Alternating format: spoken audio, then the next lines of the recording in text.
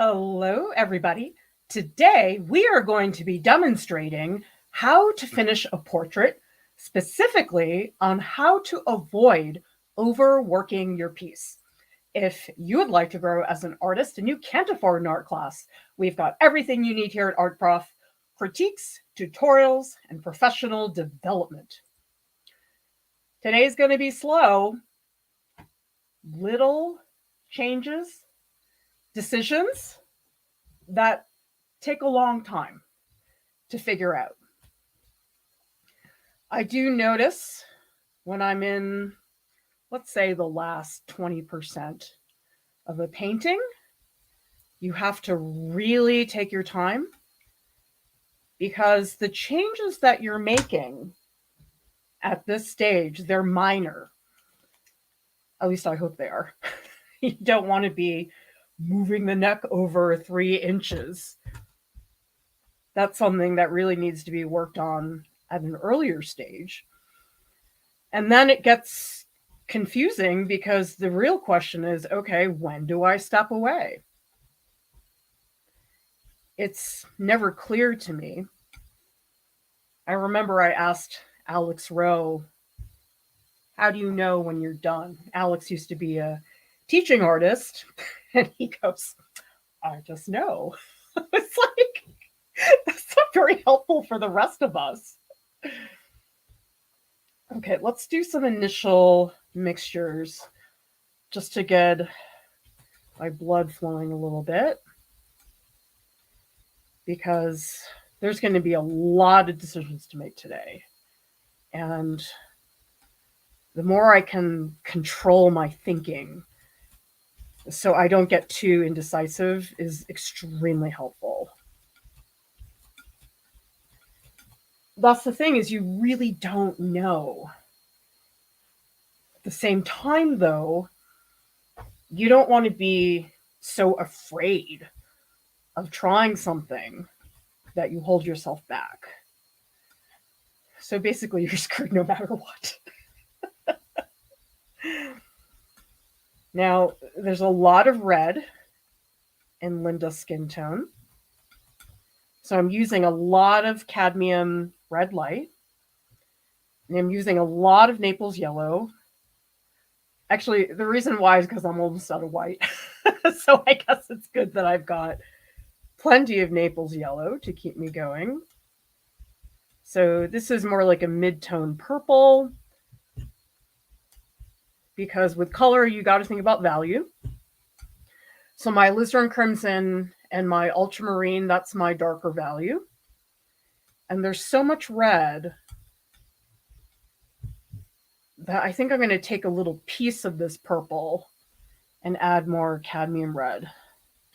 So I do that a lot, where I make a mixture and then I take a piece of another mixture and start another mixture. Sometimes it's a little bit easier than trying to mix every single color from scratch.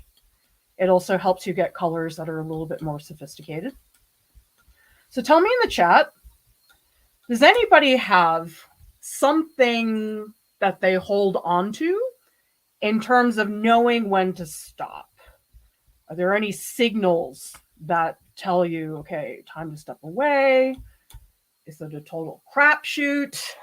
I feel like for me, it's a crapshoot. I do need to work on several things are fairly far behind. For example, last time, I spent a lot of time resolving the face, and that's not to say there isn't more to be done, but when I looked at the reference photo this morning, you can see it down there. I noticed the neck is super undeveloped. So the neck needs a lot of time. The hair's close, but the ear, not happening. And the clothing needs a ton of work, specifically the patterns that are on there. I definitely want to include those. And then I have to start to make some decisions about the background, because I like the Naples yellow, but it's a very flat Naples yellow. So probably I'll do some sort of gradient. So maybe at the top, it's a little bit darker in value. And then I'll leave the brighter parts of the background, so that way the neck can really pop, because the neck is actually fairly dark. A lot of reasoning has to happen. I need to do this because this needs that. It's a lot to consider. To jog your memory a little bit in terms of where this started, this is part 3 of the series.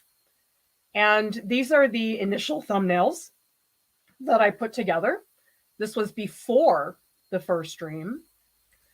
And then you can see here's a comparison. The portrait on the left was the first pass, and the portrait on the right is where I ended and where I'm going to be picking up.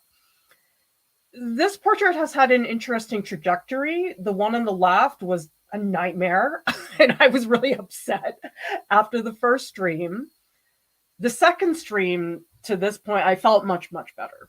Felt like I got a better handle on things. The form seemed more articulate. So I feel pretty good about where I am right now, because a lot of the stuff that needs to be done is not that difficult. But again, the challenge here is when to stop.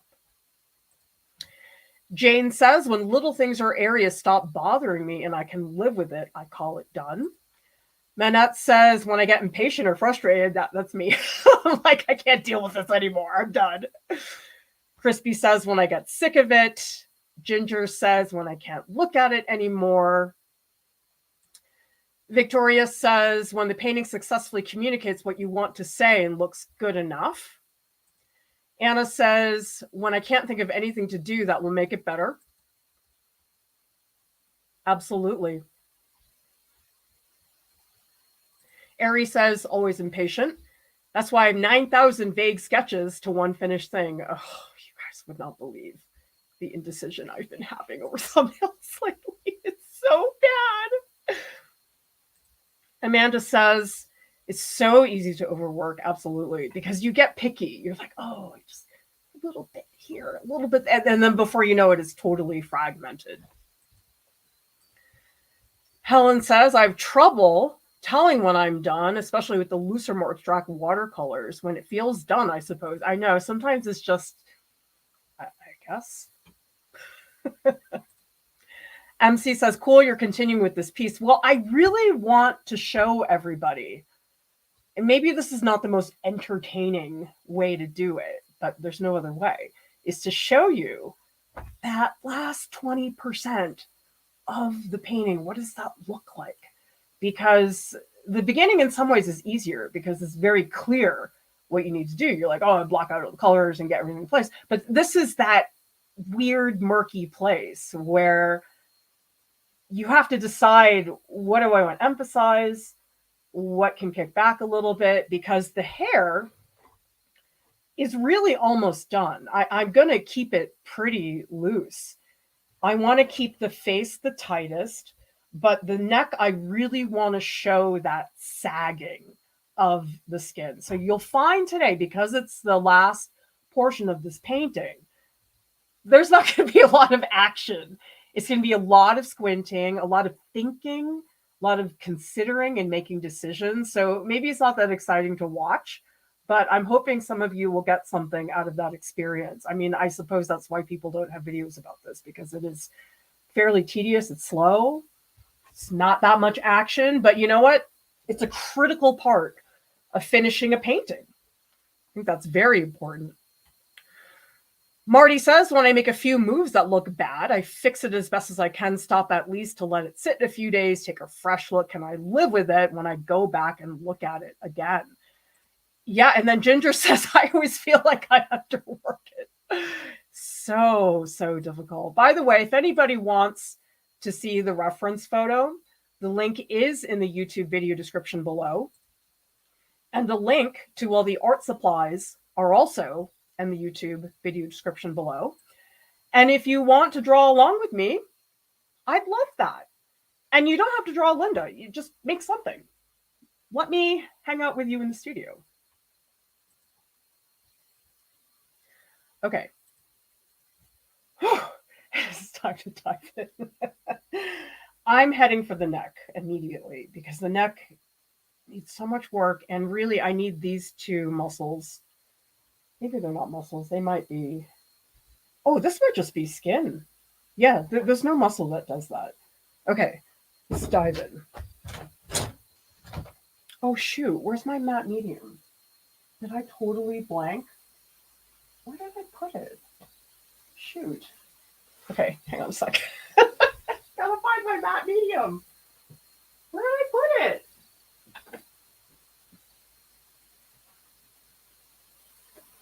Crap.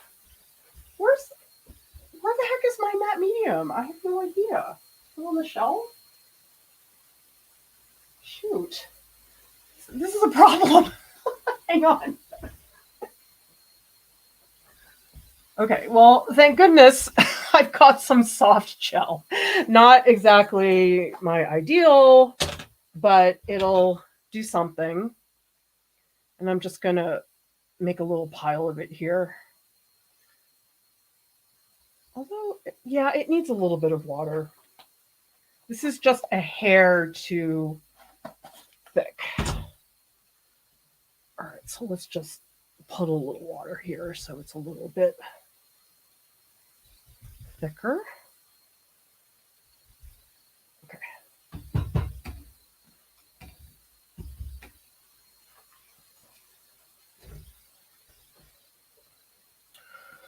Okay.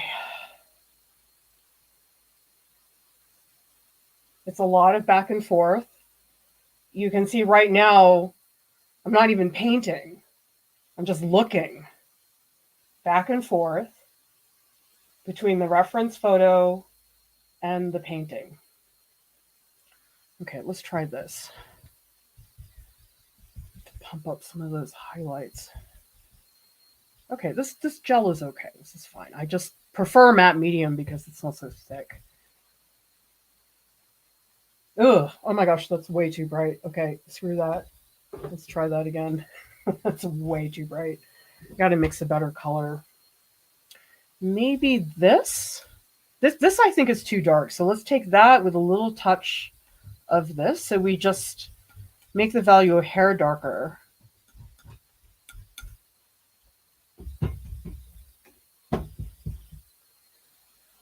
Rags. One of the most important painting supplies. And by the way, everybody, I will not be reading the chat while I paint. I'm not superhuman. So if you have a question or comment, whatever, please put it into the chat and I will get back to it when I take a break. I think this is not thick enough. So let's draw my brush. Just a warning, today's slow. It's really slow. It's not going to be exciting. So if you want some action, I don't know, go watch Doctor Strange. There's plenty of action in there. Any Marvel movie will give you action, but I will not be providing any action today. Slow and boring. This is probably why the YouTube algorithm doesn't like me, because I'm just not that exciting. And I'm not going to tell you that you can look. I for real, I saw a YouTube video the other day. And you know what the title was? Learn how to draw in 21 minutes. I was like, are you serious? I just, ugh. And I was asking the staff the other day. I said, listen, do I just lean in to these obnoxious titles? Because the thing about YouTube is it's all hyperbole. There's no room for any subtlety. And the thing is, being an artist is about subtleties and about slight nuances and being attentive to what you're doing and thought and concentration. And you're just not going to get that when people are making comments like that. I just don't buy it. Actually, you know what I could do? I could probably lower this a little bit so that you can all see better what I'm doing. I could probably do it a little more. Hang on.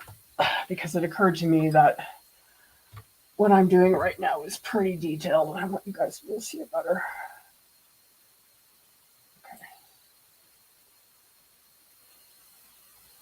this down a little more. Okay, it's a little bit better.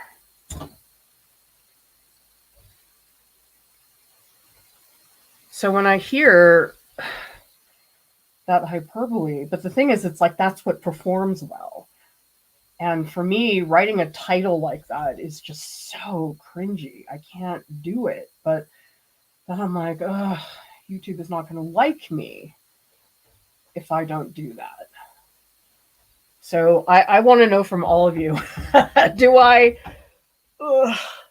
cringe and write those titles that say things like, this drawing exercise will change your life forever, so I can get more clicks? It's so frustrating. Or do I just keep writing titles? I don't know. I wrote a couple the other day and I just was cringing so bad. It was extremely painful to do that. I think I need more cadmium red. This is a little bit too pinkish. So maybe some red will help me here.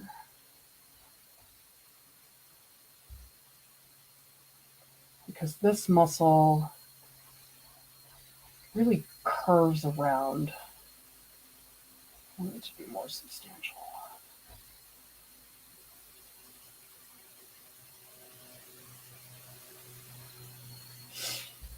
And there's a fairly large patch over here. I want to bring this form out. Oh man, this is so dark. Get some burnt umber in there for value reasons. Because I want this form to come out more. I'll probably do quite a bit of glazing today. Get some blending in there.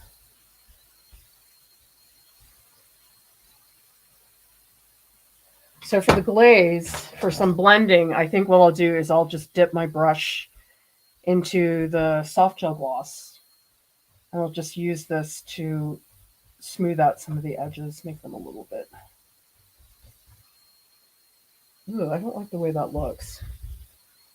Maybe I need some rag. Okay. Oh, none of these rags are clean. Let me go get another one. Like, to me, this is the most unglamorous part of painting. Oh, shoot. Some rag. Oh, I kind of don't like the gloss medium. Maybe I should use water instead. Yeah, maybe the water is better. Oh, I really wish I had my matte medium. It's so frustrating. Let's try some really bright reds in here.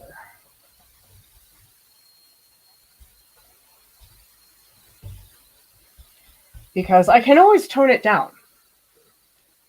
I've noticed that for me, having that option to tone it down is much better than me trying to get the color really accurate, because it almost always, for me at least, ends up looking too muddy. I mean, it's going to get muddy anyway. That's part of painting. Just the more you paint, the more dirty your brushes get, and your palette. I need some green here. This is not really green enough. All right, so let's go in. I want an olive green. So how about some yellow ochre, which I forgot to put in my palette for some reason. Let's do yellow ochre with a little bit of cerulean blue. Probably way too saturated, yes. It's a little too blue. I'm going to get a little more yellow ochre. I mean, does everybody see how freaking slow this is? So that's where those time-lapse videos, they really don't do people a lot of favors. It really misrepresents what painting is actually like. It's so slow. Painting to me is much slower than drawing. I think drawing is way faster. Drawing feels so direct. Painting to me is so many lulls in the process. Okay, so I think, oh, that's way too green. Jeez.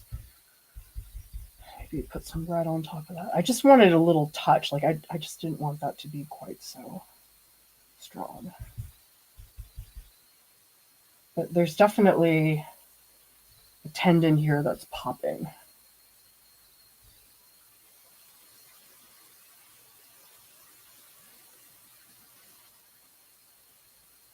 Because the thing is, I want the wrinkles, but I can't let the wrinkles take over. That would be bad.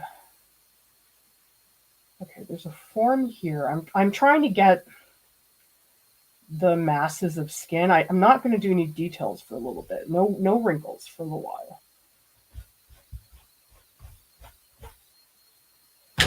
Okay, let's see what people are saying in the chat.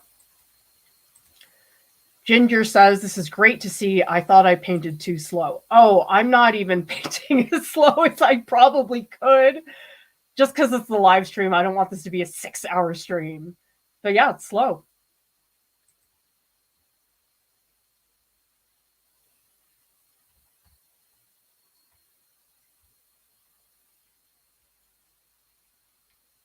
I really like what Karen's saying. At the end, it is 95% looking and 5% painting. I think that's very accurate. Alan says, would love to see someone finish. I see the struggle deciding when a piece is done.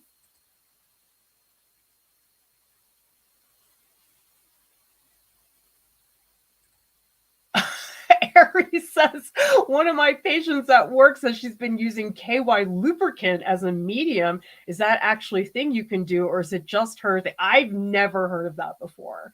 I guess my only issue is maybe it might not be archival. And if you're worried about that, that's probably a reason to not use it.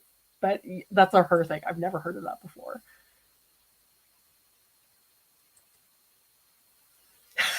So Tinley says, please link to the 21-minute drawing lesson. I'm not learning fast enough. Well, apparently, if you don't do it in 21 minutes, you're not a real artist. Mycology says, social media sometimes feels like it distorts the pace of the creative process. With the time lapses and the learn X quickly videos, it can be jarring to see the true pace of learning and creating. Well, people don't have the attention span for this. You need to focus for longer than 30 seconds. And I get so frustrated that social media is the opposite of that. It's like, let's speed up everything. I see all the time on TikTok videos that say things like, my 50-hour drawing in 30 seconds. I'm like, I don't want to see that. It's not interesting. You can't. Well, here's the thing. So a time lapse, I know people think it's fun, and that's fine. It's entertaining. But if you want to learn, that's a different story. To be entertained versus learning. And I do believe you can do both. You can. But when it comes down to this, the slow decision making, this is not something I can speed up. I have to.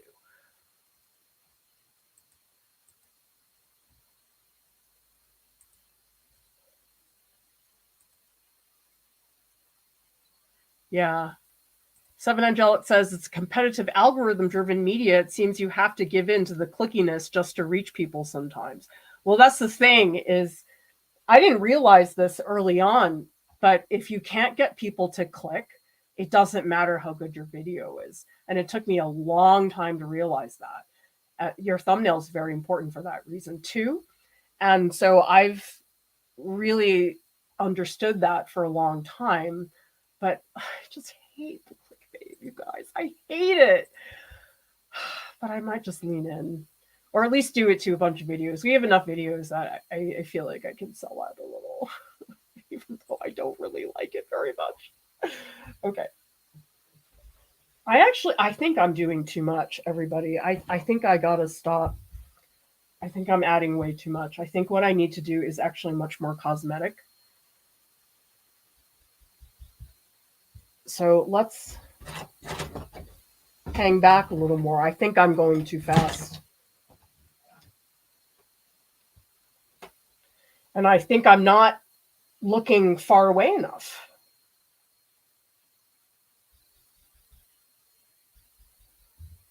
I think I need to hang back a bit. It's got a little touch of yellow in here. I feel like this is getting too red. And while the red is absolutely is a big part of it, I can't let it take over. So let's try something that's a little more orange. Oh, that's not bright enough. Let's just pump up the value a little more. But there's a whole almost golden touch to this. Like this whole right side is almost different. Although I don't have to stay that close to the reference. In fact, maybe I should not look at the painting. No, I should not look at the reference for color anymore. I should just look at the color here and just do that. Because I just realized in the reference photo, this part is more yellow, but the thing is, I'm not sure I want to keep that. I don't know. It's hard to say because I am at that point where I really could just ignore the reference photo. It really would be fine for me to do that. You know what, though? I'm going to just do some red for a little bit because I'm realizing, I don't know, I just like, maybe it's Lauren again. I like the idea of red that's way more saturated. So let's just try that. Let's do cadmium red glaze in a couple spots with a little bit of gloss gel. So I'm going to really step back, trying to keep physical distance between me and the painting.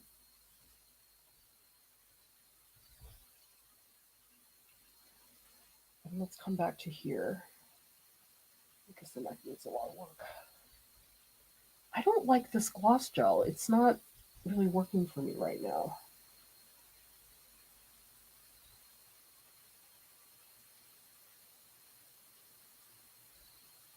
I guess this is just going to be a very red painting, but I don't want to overdo it at the same time. Oh, it's too bright. I don't want something that bright.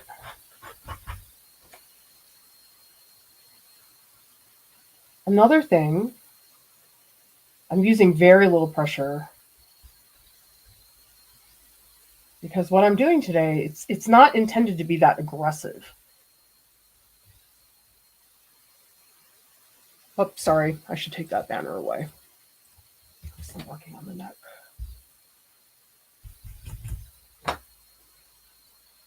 I don't know. I thought that this color here, I thought it wasn't that bright, but when I put it on the canvas, it's really bright.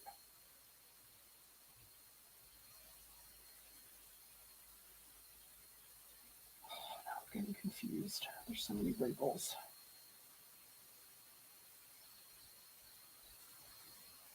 Like this edge is sort of awkward. Oh, and there's another tendon here.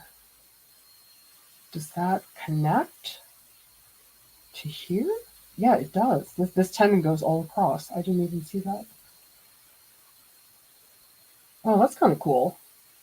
Sort of like that.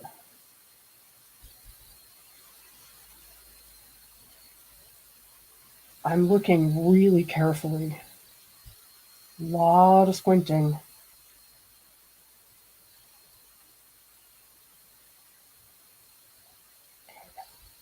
Actually, I've been using my finger a lot because I don't like this gloss gel. And actually, sometimes, like, I just made this too bright, so I'm actually going to take a clean brush and scrub that away. That's sometimes a good way to get rid of something if it's... Okay, that's better. I think the neck does feel a little bit more dimensional. Just going to really lean into this red.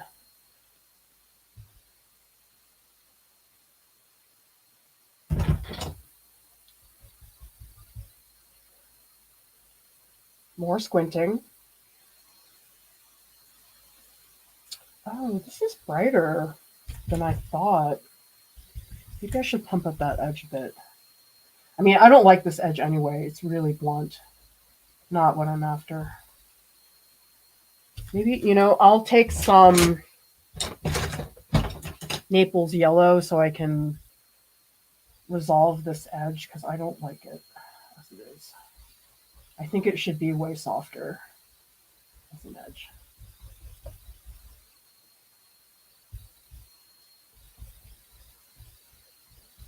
Okay. This is probably going to be a long stream, everybody. The progress is just so freaking slow. Yeah, this is all... Geez, this is way too dark. This part of the neck.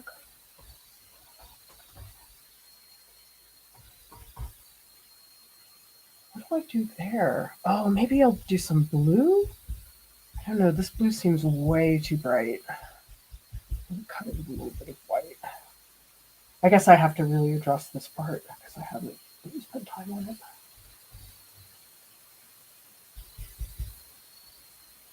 Oh, okay. I was worried that was my red brush. Edges are so, so important. And I really want this to dissolve.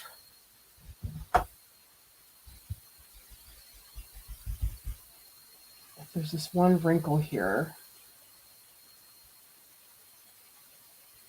Oh, and there's a highlight. Okay, all right. There's a very thin highlight that goes up and then spreads towards the bottom. Okay, that's anatomically better, but it needs work. I'm just trying to sort out the individual pieces of skin that are sagging.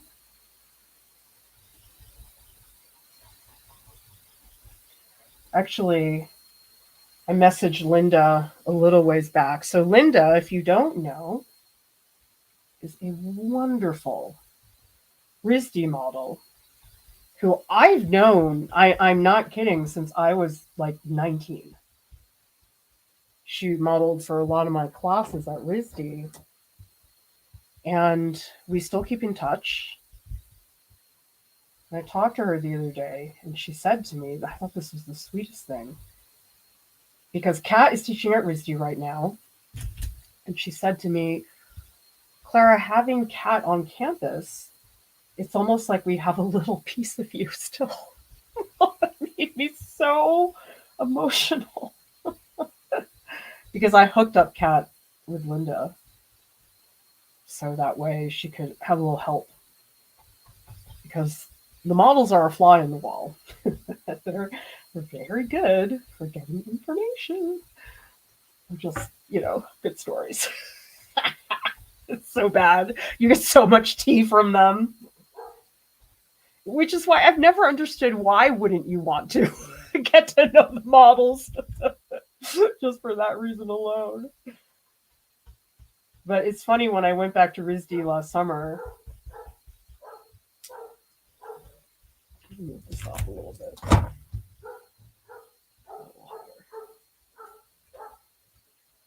When I went back to RISD last summer, I mean, the models were the ones I wanted to talk to. I mean, yeah, I have a couple of colleagues that I love to death. But, I mean, none of them were in my department. And absolutely saw them, but most of my colleagues, I was not interested. Exactly, Seven Angelic, the secret art school network. They see everything. I mean, if you're sitting in a classroom for 7 hours? Some of the classes are 7 hours. You get to know the teachers. You know who does what. And you know something? Nobody has that kind of access. I mean, when is the dean ever going to sit in and watch your entire class beginning to end? They're not going to do that. But a model does. And so they really get to know you, which is a really cool thing. I love that. You know, I was saying to my husband the other day, it's like, I kind of miss academia. I kind of mourn my academia life. I miss the hustle and bustle of the campus. I miss talking to students in person. And you know what he said to me? He's like, no, you don't. You don't miss it at all. Like, okay. He's brought me back to reality. He was like, you hated your colleagues and you were so nervous about getting a class all the time. It was hell. I was like, oh yeah, I forgot about that.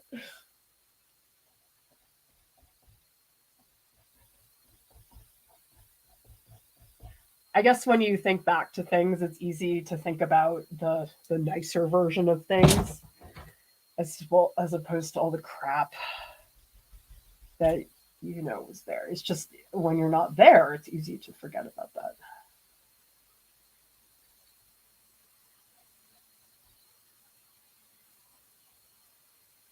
Really want to articulate these two spots on the neck need way more articulation than the others.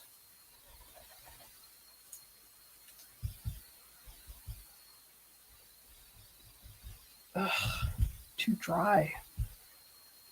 I want this to blend better, but it's not doing that right now.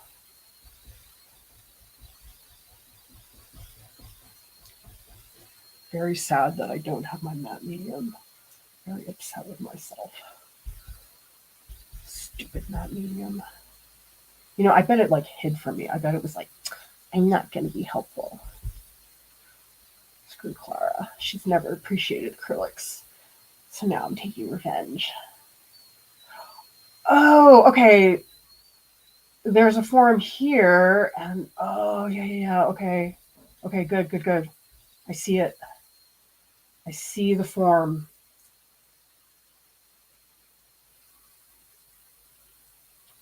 Oh, okay, squint. Okay. I'm getting it. I see the form.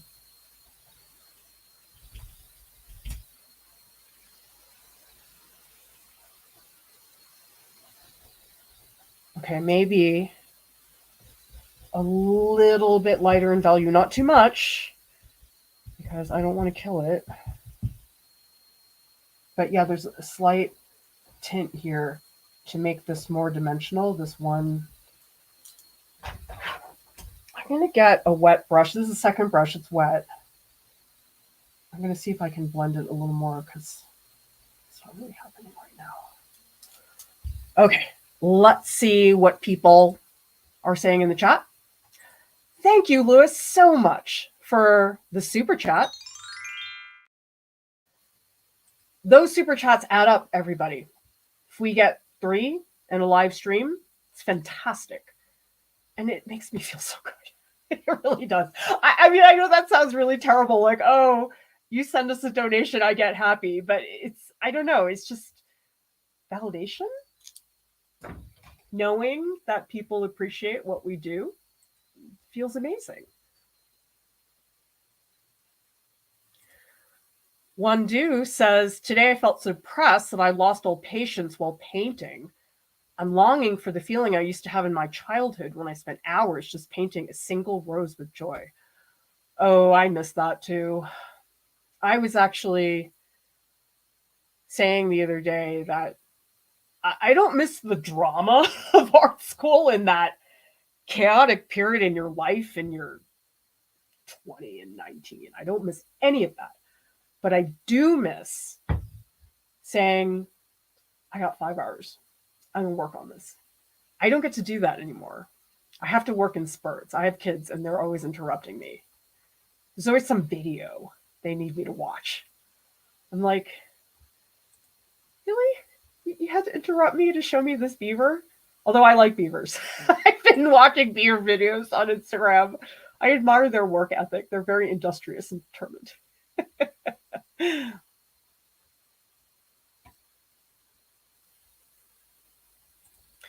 Lori says, when people see my artwork, the first thing they usually ask is how long it took to make, the impossible question. There's no way to count the countless hours thinking about and studying the painting. Absolutely. I mean, I've heard, forget who said this, some snarky comment. How long did your painting take to make? My whole life. Because everything you do pours into the work you're making in the moment. Johanna says, so impressed how soft you've gotten this acrylic portrait to look. Edges. It's all about edges. If you look at the contour, I mean, this is pretty harsh. I'm not going to keep it that way though. But when you get rid of edges, it lets the form sink into the atmosphere. A lot of the times when people paint a portrait and there's very crisp edges, it flattens things a lot. Pump says, what would you say to someone wanting to learn how to paint and get started? What should they focus on? My best piece of advice for starting painting, use a big brush. Don't paint with little brushes. The little brushes are the kiss of death. If you can stay with a big brush for a longer than you think you should. Everybody wants to paint with a little brush, but the little brushes don't do you any favors. So I always do this, and I use this brush for a long time, to the point that it does feel too big and it does feel too awkward, but that is the way to make progress on a painting. Don't use those little brushes. Carolyn says, I can never slow down when I paint. It's really hard to remember to stop and look.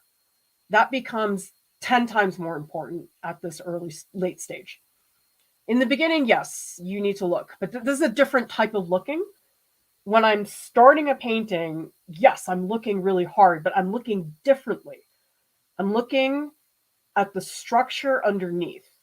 I'm trying to get to the core of the form. This is not about that. This is me looking at surface, looking at tints of color. And so what I start to look at this stage is very cosmetic. It's not fundamental. It's not like I'm thinking skull right now. The first half, yes, I was thinking skull. I was thinking structure. Marty says, at the end, I'm learning to slow down more and be more deliberate, but then I don't want to overthink. It's a hard balance, because at the end, I don't want to screw up the good job I've done so far. Oh, that's such a fear, because you get to a point where you're like, oh, it looks pretty good.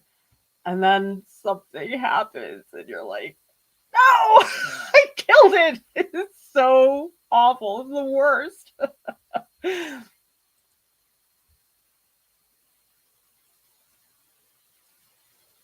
Karasu says, hoping to join an art program at a local disability care provider. What should I ask? What should I look for? Mostly interested in illustration, comics, and animation. I would ask them what they have, because they can't really provide something that you are looking for. See what they have, because you know something, a lot of providers like that are severely underfunded. They're not usually the types that can throw together programs quickly. So find out what they have first. That, I think, is more respectful, instead of going in and saying, this is what I want, this is what I'm looking for. Because you know something, when you talk about things from your point of view, it usually doesn't get the conversation going in the right direction.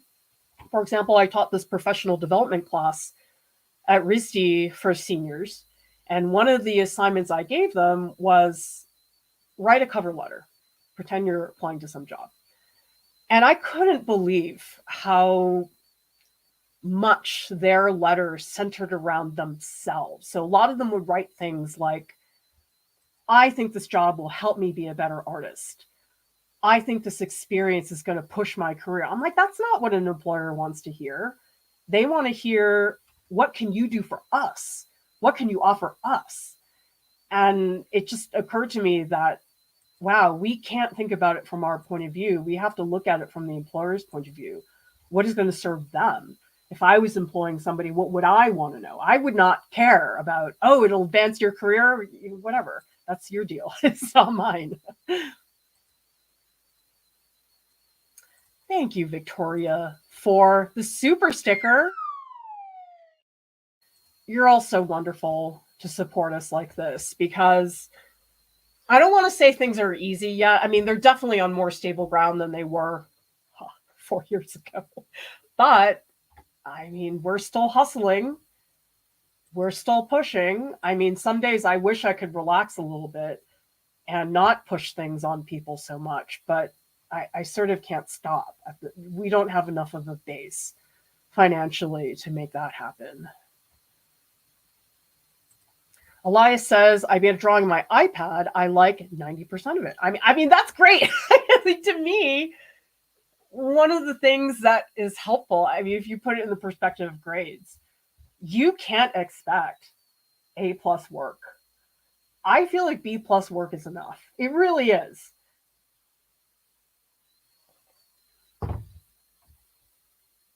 What are you doing to me, Angelic? What are you doing? Do you guys want to learn something or not? If you bring up Hugh Jackman, I can't focus. I've been trying to get the TikTok algorithm to show me more Hugh Jackman stuff, but I think it's a generational thing. I think it's like the younger people on TikTok don't know Hugh Jackman like I do. And so there's not a billion edits. I mean, like Pedro Pascal, there's like my whole feed is like Aaron Tveit and Pedro Pascal. But like there's not as much Benedict Cumberbatch stuff either. And so I'm like sort of sad. Like TikTok is not showing me what I want. Actually, this is confession time, you guys. This is so hilarious. So at our last staff meeting, we were just talking about TikTok. And I asked everybody, oh, what's in your TikTok feed? What is this? What the heck? Did I just do that? Do you guys see that? What the heck? Shoot, sorry. Okay, I was like, where did that black splotch come from? Holy crap. Oh my god, I have to paint over that. What the heck? Okay, let's just do that. So I was asking the staff, I was like, okay, so what's showing up in your TikTok feed? And Jordan's like, Spider-Man, Marvel, Michael Jackson, Stevie Wonder, and character stuff, concept art.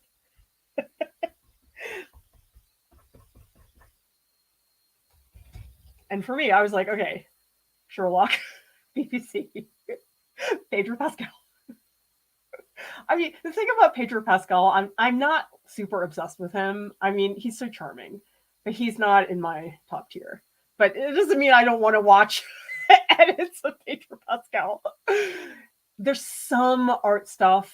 There's not a lot, because I confess that I don't like a lot of the stuff that's on TikTok in terms of art. I think it's just not saturated enough. Like YouTube has been around long enough that there's a lot of artists of a wide range. I feel like on TikTok, it's a very narrow range of artists who are there.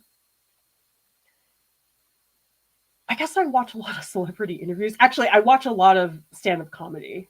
I love stand-up comedy. And I watch some news, like all those videos of France burning and people whining and dining next door. And Eric to me, oh my god. It's like, you guys have no idea. It's gotten so bad. Oh my god, it just keeps getting worse. Because here's the thing, like it all depends on whether the actor has something new. And Benedict Cumberbatch hasn't done anything new for a while because movies take a long time. And The Last of Us is over for now. And Hugh Jackman was doing Music Man for a long time. And he doesn't look like Wolverine. Music Man, he's very buttoned up. It's very boring. But Aaron Tveit is all over TikTok because he just finished Moulin Rouge. He's in Schmigadoon, and I'm like eating it all up. Oh my gosh.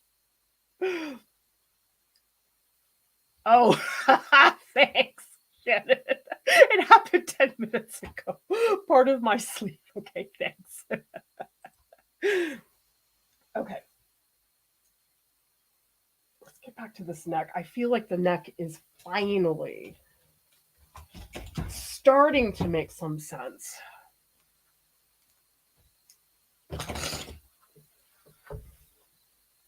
let's go in maybe a glaze, maybe a purple glaze over this. Get more water. I really want to get this gloss gel to help me because I need something that's not just water. So let's just do a glaze. Oh yeah, that's pretty good. I don't like this brush though. This brush is bothering me. So a purple glaze, just to blend some of these. Oh, I don't like this gloss gel. This gloss gel sucks. All right, forget it. I don't need you, gloss gel. You and me had a bad date. It's not working out. I shouldn't have let my matte medium disappear. Does anybody else do this when I can't find a supply? Have you ever like ripped apart your heart, ripped apart your living space looking for that one thing? And it's always something super dumb, like a razor blade. Like I can't find the razor blade. And so I open up every freaking box in my closet. It's so dumb. I do that all the time.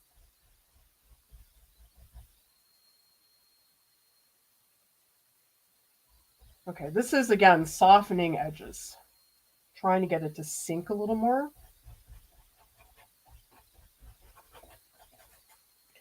I mean, I guess I had an idea that, oh, maybe I want this to look more gestural. But, you know, now that I've started tightening up a little bit, I'm not so sure that's what I want to do. Actually, that's what happened with my Aaron Tveit fan art.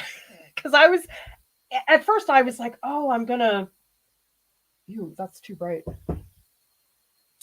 I was like, oh, I'm going to be all gestural and it's going to have so much movement. And then I started painting and I just got tighter and tighter. And I was like, you know what? At this point, I have to just lean into being tight. I can't go back. So I leaned into being tight. Some of you may have seen it on my Instagram. And then after that, I was like, oh, I didn't do the version I wanted to do another one because I really want to have a super gestural one. And so too bad. I have to do more Aaron Tveit fan art. And it's interesting because I was talking to my husband yesterday. I talk to him a lot. He's around. And I said, why am I spending so much time on this fan art? It was supposed to be just for this live stream that Jordan and I did recently, because we are, by the way, doing registration right now for our May workshops. There's a little eye candy. Oh my god, you guys. Look at his apps. Fan art parties, sketchbooks, artist apps, exhibiting your art, artist websites, commissions for artists. And you can register for those at artprof.org. But so we were doing this fan art party workshop, and I was like, oh, we really need some resources, because for the workshops, I really like to give people some resources that they can access before the workshop starts, just as a reference. And so I'm doing the work on the live stream, and I did all these sketches. And it's like I finished the one I set out to do, but then I was like, I need to do more. This doesn't feel resolved to me. And so I'm doing all these, of course, while watching Art Tveit clips, because, you know, you need inspiration.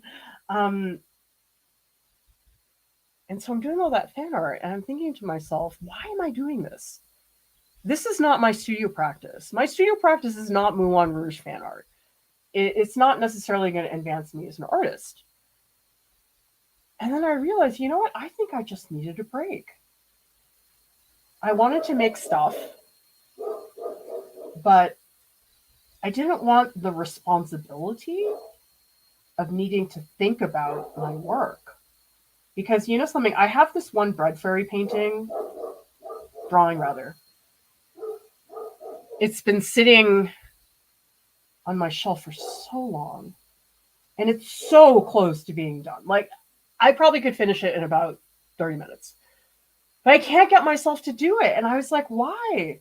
Why am I sitting here making fan art instead of finishing the work that really is part of my studio practice? And so my husband, being wise as he is, he said, well, I think you just need a break from doing all that work, because your own studio practice is work and it requires a lot of thinking. You have to question what you're doing and you're invested, which is fantastic. I mean, you should be invested, but you need a break from that now and then. Because the way I was doing the fan art, I was like, okay, let's treat this like an editorial illustration. Like if I was doing an illustration for the New Yorker, I'd have to show the art director all these thumbnails, and we'd go through and we'd pick the one that we thought was going to be the best fit. And I was like, okay, maybe this is a lesson for everybody, so you can all see just how ridiculous the thumbnail process can be. Because, oh my God, the indecision. I was like, this is why people have deadlines. Because at a certain point, you just have to pick. You can't get in and just keep going, although I did. That's pretty much what I did. So you guys want to see what indecision looks like? This is what it looks like. So I was like all excited about trying out different texts. So I'm going to do the version that's more gestural. And so what I did is I printed out this hard copy of the painting, and I just kept going. Different color combinations, different kinds of text. I mean, this is sort of absurd. I'm sort of embarrassed that I did this many. But they were fun. They were easy. I got to play with typography, which I never do. I mean, really what this almost is like a poster, which I never do. But this was fun. I liked doing this. That's valid, right? So yeah.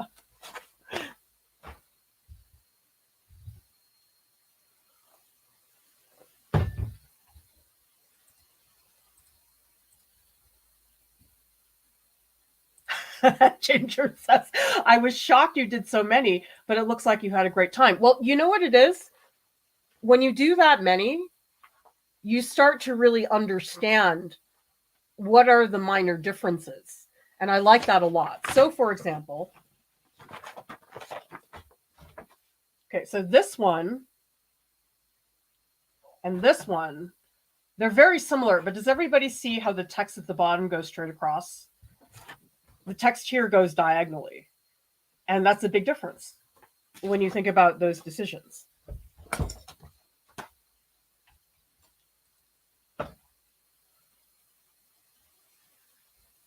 Okay, let's get back into this.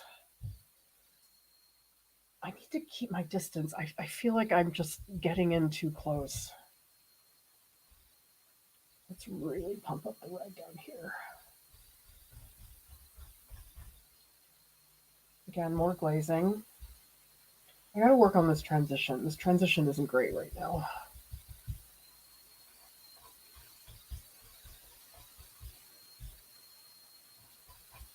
I think I need a muted purple.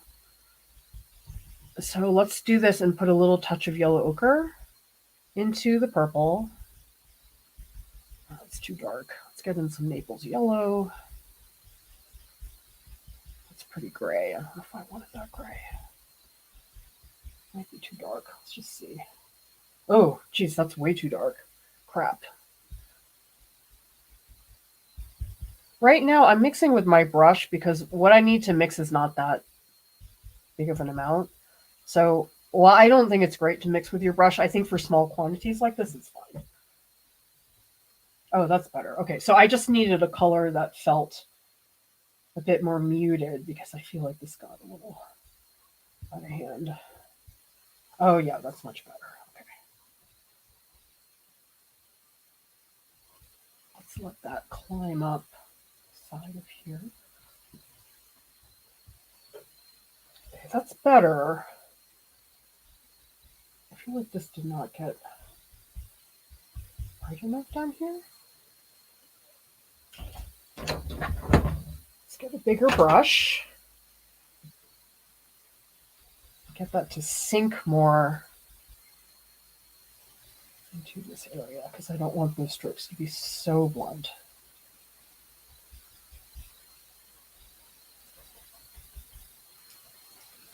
I mean, can you believe it's been an hour? Look at what I've done, like nothing.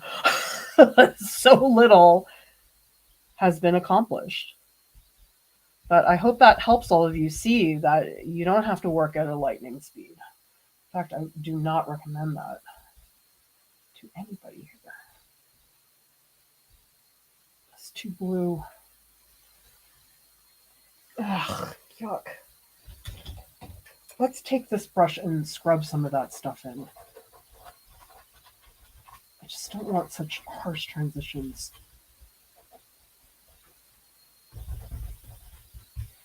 Oh, my finger's really coming in handy.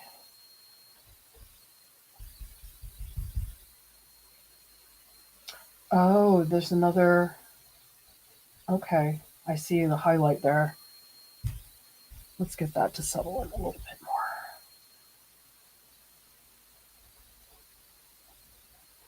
I do feel a little picky right now, though.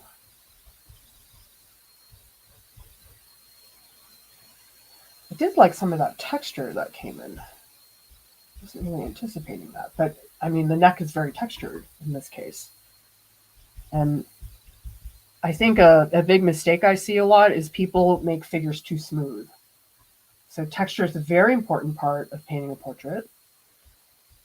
And so oftentimes if you look at a painting, and I've definitely seen paintings, they almost feel like a mannequin, or it feels sort of fake. And a lot of the time, that has to do with the face being too smooth because people have texture. Like even younger people have texture to some degree. And so that's something people oftentimes, they don't think there's much texture in the skin, but there's a lot. And especially depending on who you're looking at. In Linda's case, she's got beautiful texture in her skin, and I just love it.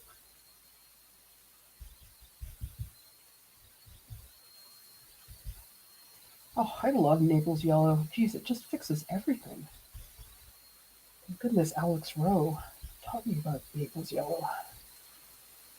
Okay, so now we're going to do this Naples yellow edge so that I can get the edge of that shoulder to disappear. Because I don't want this to be so prominent.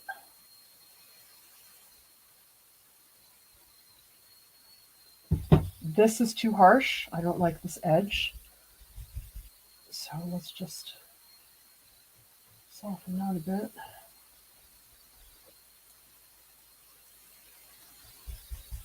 Sheesh, this is so slow. You guys are crazy. I don't play video games. My whole family makes fun of me about it, that I just have no tolerance for playing a video game. This is not in my wheelhouse. Whereas my husband and kids, they all love it. That's fine.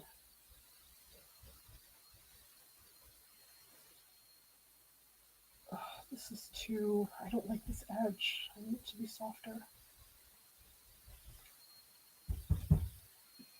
More Naples yellow. For that background, softening that edge. Does everybody see how little I've done in an hour? But painting is slow.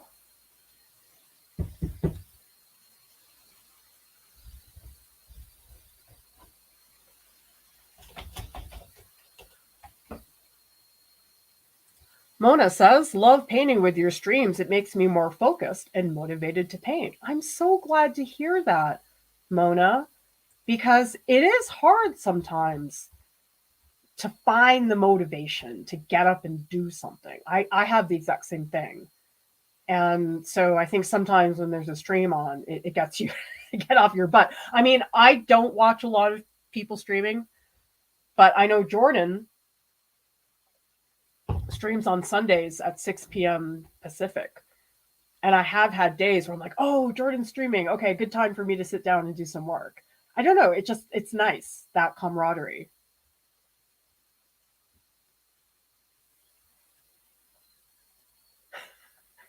Crispy, I'm never going to play Last of Us.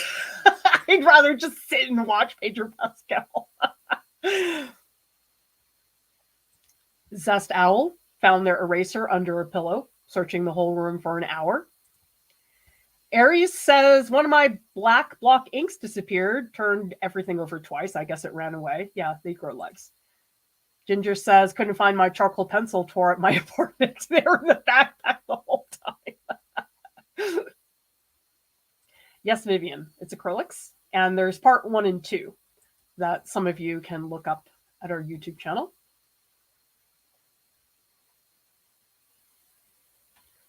Oh, Lindsay's here from Sheffield, England. Tell me in the chat, where are you from? Give me a country, a city, a state, whatever you want to share. And Karasu saying, what's a thumbnail? Well, let's take a look. These are thumbnails. And you can see what they do is help you figure out the placement. You'll notice the thumbnails on the left-hand side. I changed the scale of the face. I moved the face to the right. I moved it to the left. And it's really, really helpful because then when I get back to the painting, I have to think about that. I already know where the piece is going to be.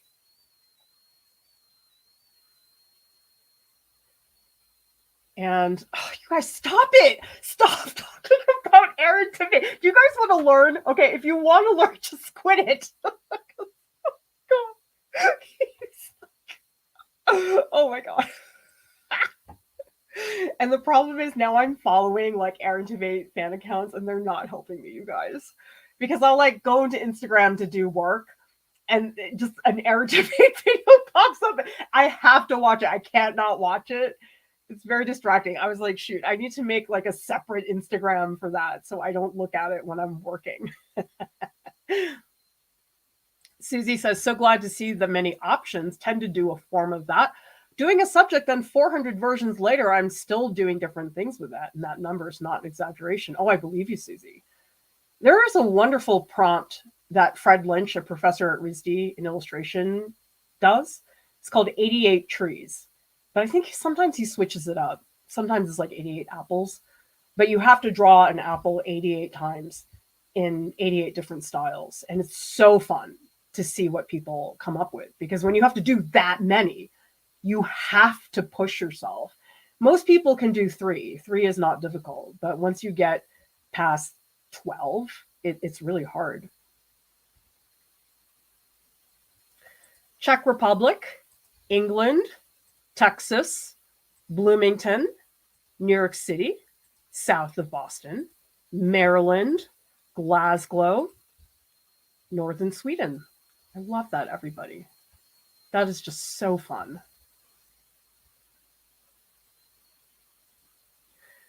Mona says, I'm working right now on a painting a self-portrait. So frustrated because I know that I'll overwork the drapery. I really needed the stream. Well, Mona, you should take a look at our drawing clothing series because we do talk about some of the structural elements of drapery, and that's applicable whether you're painting or you're drawing, because drawing clothes is hard.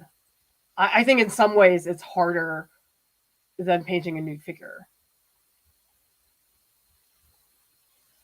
Philippines, west of Boston, Germany, Canada, Virginia, Hawaii. Fantastic.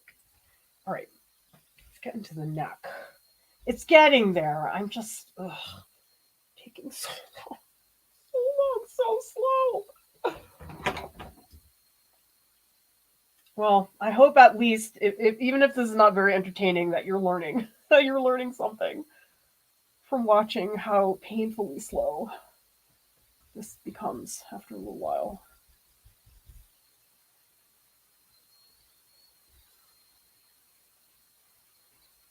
Oh, and I should fix this. Yeah, I need to fix that edge because I don't like the way the Naples yellow is so harsh here. So maybe I'll just soften that edge. Yeah, that helps because I don't mind it being harsh here, but I don't want it to stay that way. So that's another thing about edges. A lot of it is about creating that variation. So you have an edge. See here, it starts very crisp, but then as it moves forward, it starts to dissolve, and then up here, it completely disappears. So that's the trick to a lot of these edges. Just don't let the edge stay the same. Don't let it be all fuzzy. Don't let it be all sharp. Let it be both. And that's a big difference in terms of how we perceive those edges. You know, now that I'm thinking about it, I don't know that I'm going to do that much more to the face. Although, who knows? Watch me get into it and totally rework it. Ugh. But I do want to do a lot of drawing on the neck. Like, this is a little bit too square looking for me.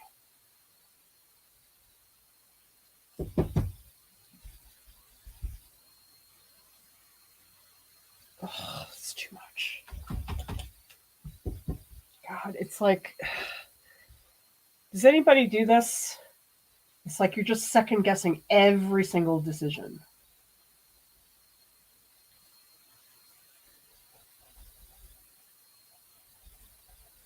Okay, the neck still needs, because I see another bit of skin here. Let's get that in there. So that creates another form.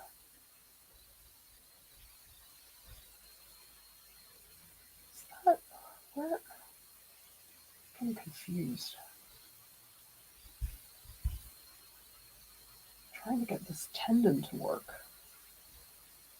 Does that work? I think it needs a little touch of height. Like, I don't want it to get too dark.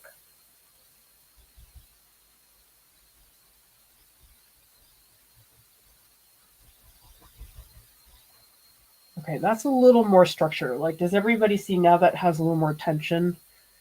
I think that does help a bit. I'm going to push the highlight a little more so the tension's even more. That's before.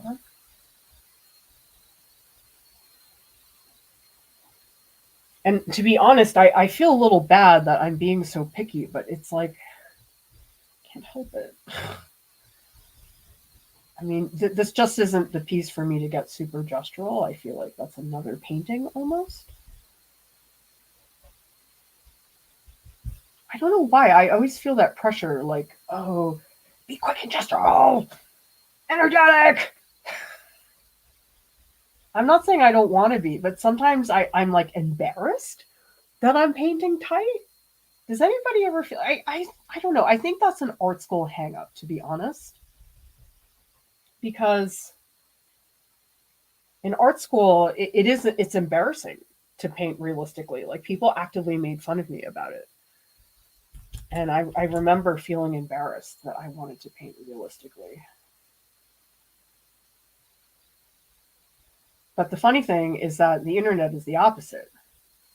Online, I think a lot of people do uh, really celebrate realism, but it's like to the other extreme where people are so obsessed with the realism that they don't consider other options. So neither is right. I just think, like, why do you have to bother people about the way they want to paint? Like, it doesn't affect you. Why does that have to be your prerogative? We'll never understand that. So I'm curious for people here, because a lot of you didn't go to art school. Does anybody here feel embarrassed when they paint tight and realistically, or do people really celebrate that? Or are people more impressed? Because art school is its own little bubble. And it's different depending on what context you're in. Like art school is a different context than, say, posting your work on social media.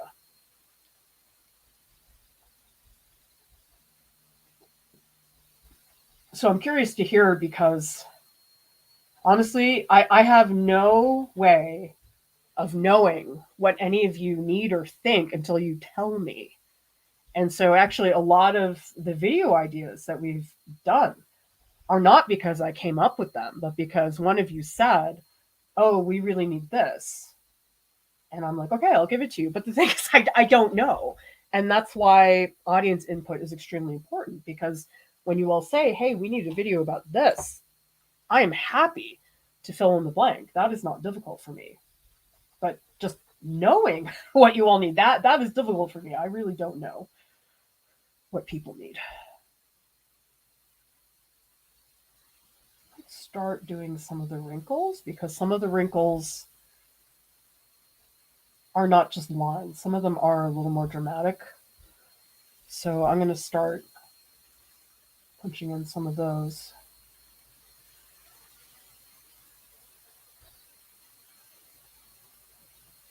I mean, this is the real detail. This is where things get way more complicated.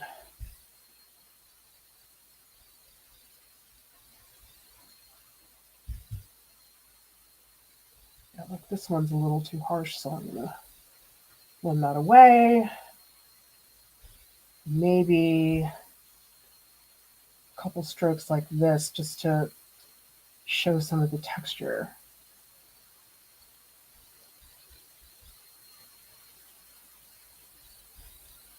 Need more red. This is too pink.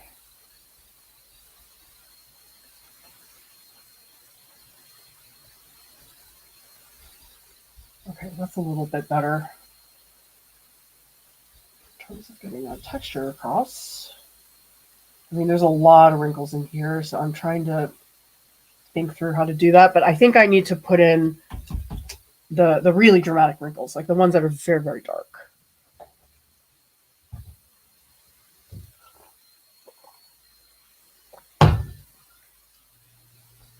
Okay, so for me, the ones that are very impactful, although maybe I shouldn't make them so dark. Maybe it should be more like a burnt umber. Let's do burnt umber with a little touch of this purple. It still might be too dark. Let's get in some cadmium. Just cut that value a little bit. That's important to think about, because sometimes it's a color thing. Other times it's a value thing. So right now I'm thinking much more about value than I am thinking about color,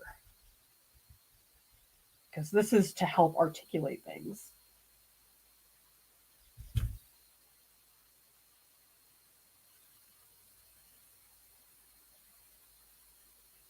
The wrinkles are so beautiful. They're one of my favorite parts to paint. And these wrinkles are not that dramatic. On purpose, I'm trying to let them be less bold. If they stick out too much, it can become a problem. And I don't know if people can see, but there is this direction that the skin is taking in. So I'm trying to show some of that. In fact, I could do a lot more of it on this side. So actually, oh, that's way too dark. Let's try a lighter color, but show some of those wrinkles a little more.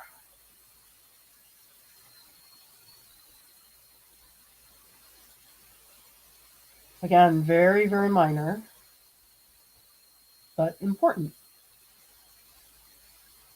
Geez, I guess this whole stream is about the neck. That's like all I'm doing right now. Okay, and I'm going to go over some of those with a lighter color so I can cut back on them, because some of them are a little bit too strong, I think.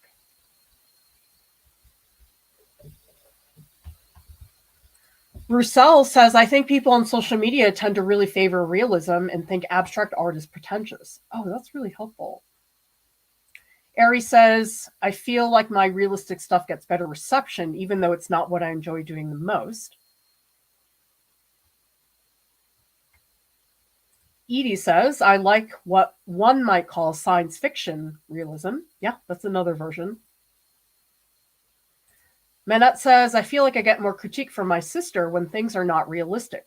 I have a friend I ask for critique. She's understanding that I'm often not going for realism. Oh, yeah. Who you ask for critique is very impactful, depending on who they are, what your relationship is with them.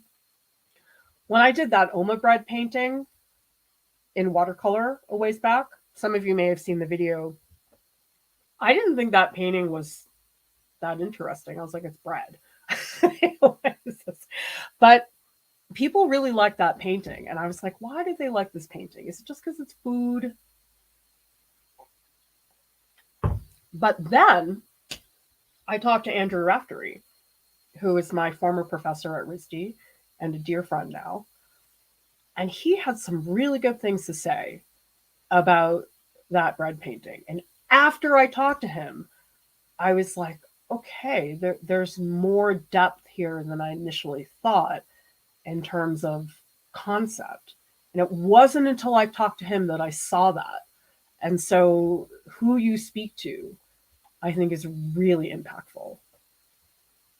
Yes, Edie, we're all over the place. Isn't modern tech wonderful? It's incredible. I mean, guys, I grew up when calling long distance, like calling Utah to Massachusetts, cost like $1 a minute. And then international was like $20 a minute or something ridiculous like that. I mean, the fact that I can chat with people and not have it cost $1 a minute is so incredible. Jay says, although self-taught, I got judged for doing tight work by other artists, but lay people were impressed by it. I like painting more loosely, though. Yeah, Carolyn says, I do feel like I'm, quote, not being creative when I do something realistic. Absolutely true, certainly. In general, art school isn't aligned with real life. It's not. It's this weird artificial bubble that people are living in. And the thing is, I was in it for so long as a student and then as a faculty that you just lose all perception of what the greater art world of people is. And especially that capital A white cube gallery art world, it's like 1% of the world. And yet they're the ones getting all the attention. They're the ones who are in Boba's collection and the Venice Biennale. But when you think about numbers, it's a very small piece of the art world. Most of the art world is not in that, although we refer to the art world as that bubble.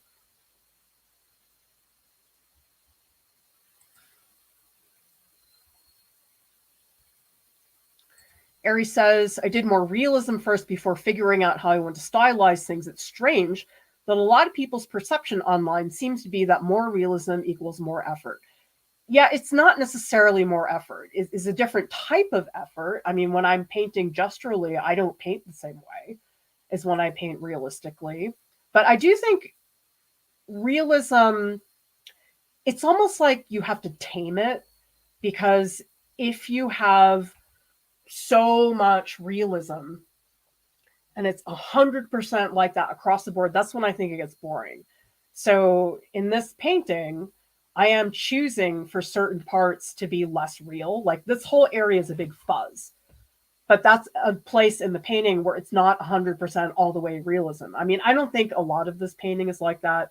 I feel like this painting is more like 80% realism because there's a lot of liberties that I took.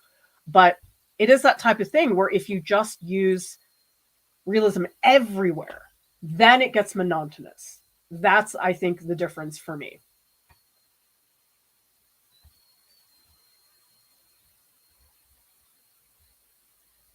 Edie says, one's internal art critic is necessary to do good work. It's when one's critic contracts rabies.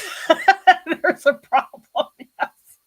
It does feel like some rabid, feral thing. Seven Angelic says, the judgy art critic rumbles in my brain. I don't know that I have an art critic in my brain, but I definitely have some things like, Clara, you can do better. Come on. It's more like that.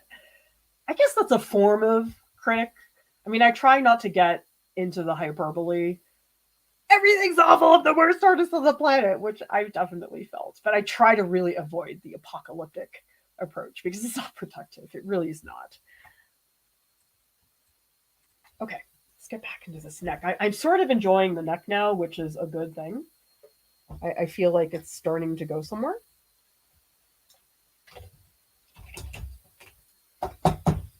I mean, hope it is. All right. All right, I'm going back to the really dramatic lines, wrinkles. So let's get back to that dark purple. Although maybe I'll use Prussian blue. Let me just try some Prussian blue. It might be too strong. I'm just curious. Like, this is a really dramatic. Oh, that's too much. Okay, I don't like that. It's a little bit too strong. I'm just gonna, again, cut the purple with some cadmium red.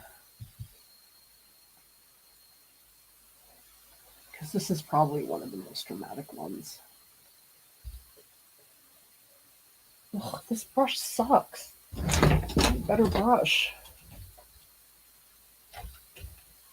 Where's that good brush? Got it? Okay, let's try that again.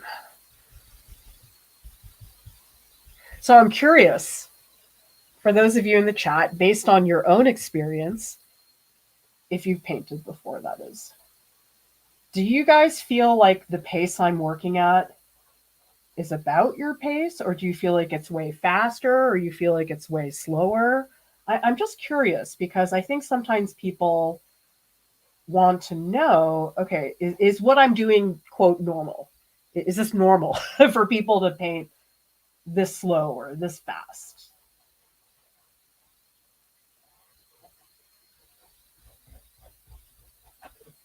I mean, I feel like if I wasn't on the live stream, I'd be going even slower. I'm not rushing, but I'm also not taking my sweet time the way I sometimes do. So if anything, I think I could be going slower.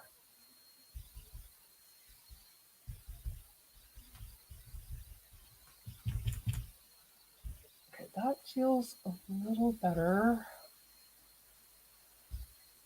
We need some wrinkles up here.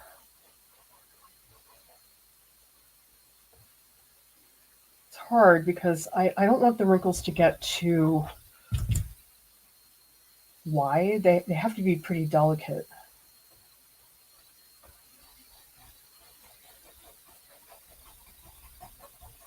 A lot of scrubbing. That helps get the wrinkles to sink a little bit better.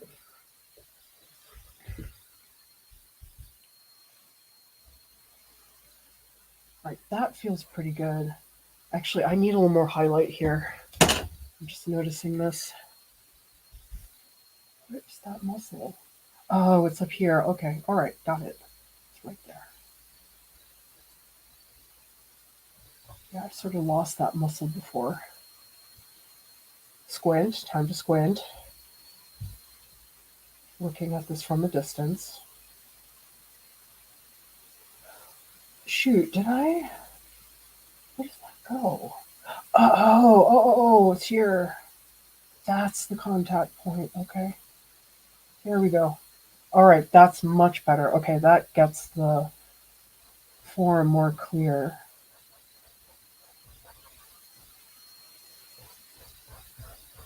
Because I think that it's not so much the wrinkles that are important, but like the direction of your brush stroke, I think matters more.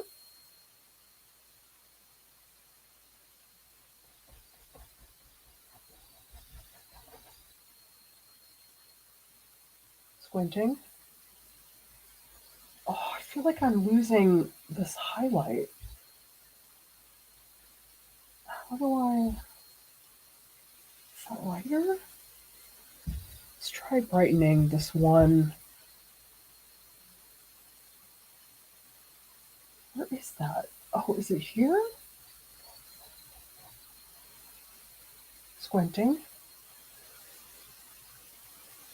Is that it? I'm losing. I'm losing the tendon. Oh, shoot. It's too dark, too bright.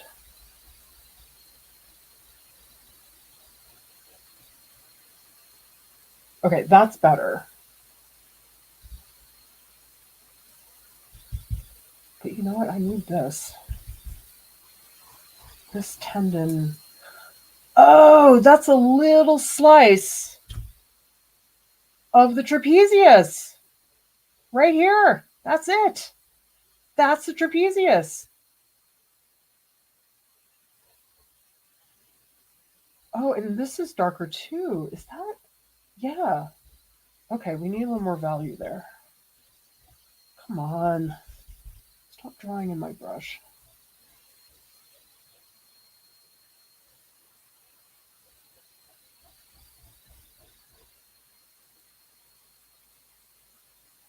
Oh, I need more.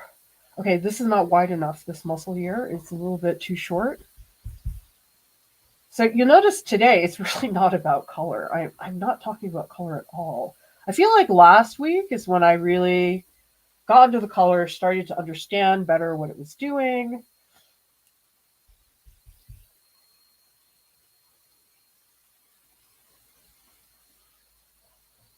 And actually, what I might do for the wrinkles is instead of using dark colors, I might just do highlights like this to show the wrinkles. Because there's a limit to what you can do there. And actually here, I need to brighten this up a little bit. And so I'll do that, articulate the wrinkles like that. Yeah, that's a little bit better. Okay, now we need some wrinkles up here. Oh, there's so many. How am I going to do this? I think I'll use the lighter color, in fact. I mean, there's so many wrinkles in here. I don't really know how to do this. Do I need an even smaller brush? I think I do. Do I have a smaller brush? Maybe this one? Let's try that.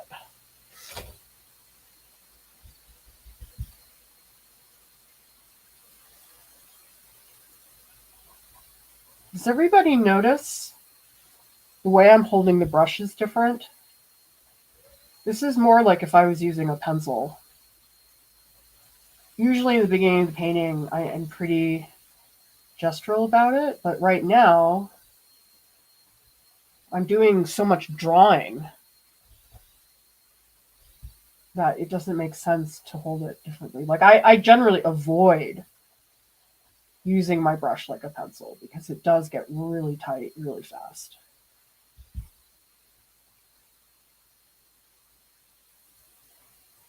Oh, these wrinkles are hard. There's just so many of them. Again, I'm sort of scrubbing things in right now. So I'll do a pass of these highlights to show the wrinkles, but then I'll do another pass with the darker color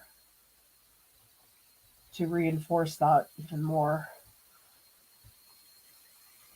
And over here, I'm going to also pull out a couple highlights.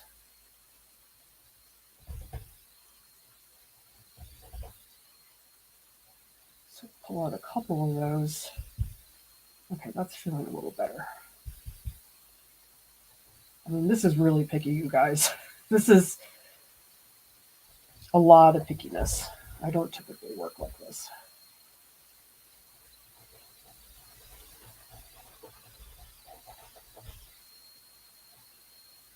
Oh, geez, there's a lot up here. Okay, this whole area needs dark.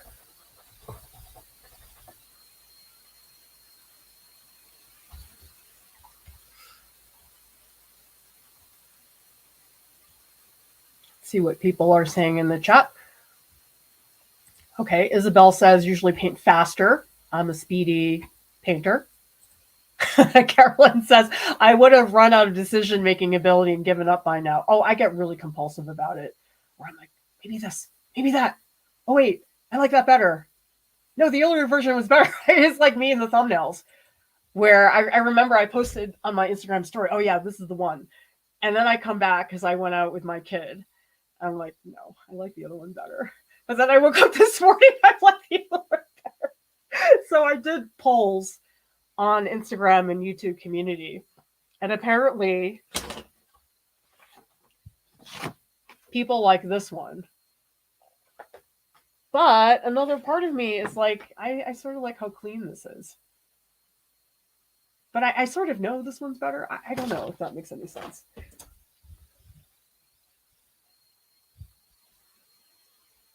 Aries says, I'm mad fast, but on the downside, I exhaust myself focusing so hard.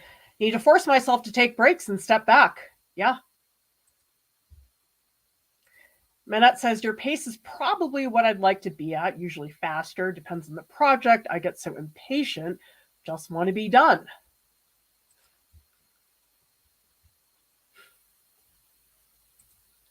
Jay says, couldn't paint and talk like this. That would slow me down.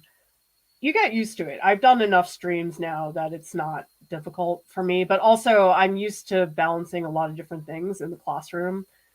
I'd oftentimes have to talk and draw at the same time to work with students. So it is something that takes experience. Rosie says, I paint a little slower in gouache, but much slower in oil. Fievel says, I'm slower because I stop and go. I tend to walk around and go back so I can get fresh eyes. And what I'm doing, also, I snack in between. Oh, yes, me too. Catnut says, I'm painfully slow painter. I need to take my time. Lindsay says, I think I go fast, too fast, but really enjoy watching you. Good. AA says, I'm finally studying anatomy, so when you said trapezius, I was so happy to know what it is now. Yeah, you don't see much of it. It's a little sliver right here. You see the trapezius mostly from the back.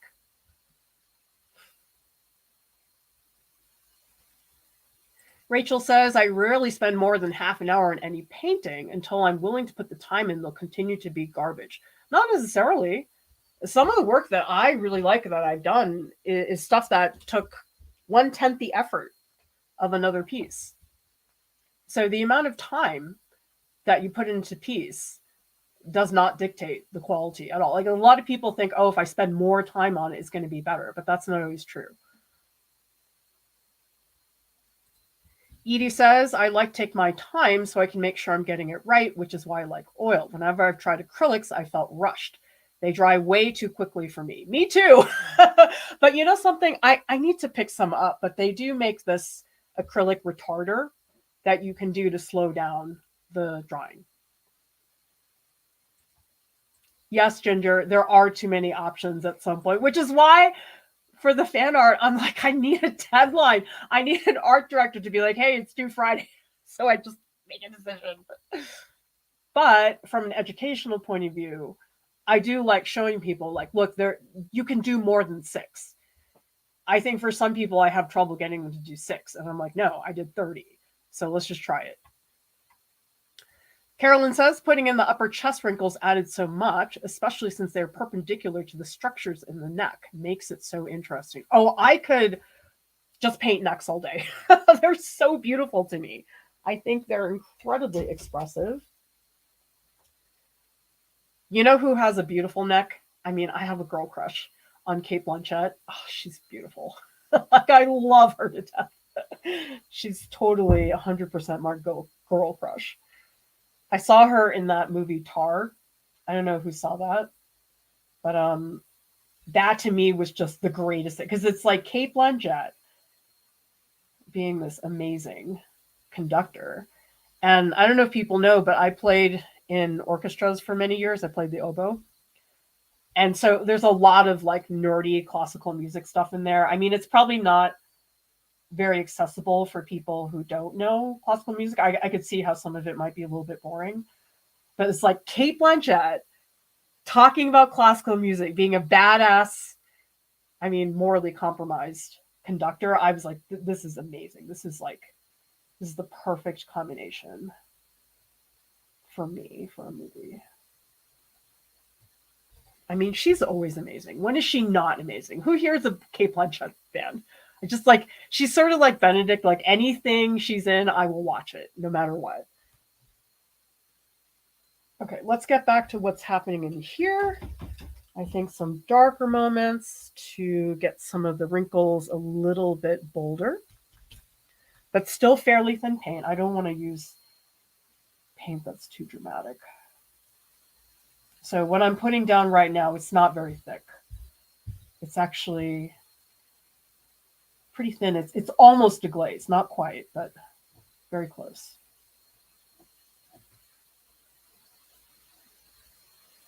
And I'm trying to put the paint down so that some wrinkles are darker and some are lighter.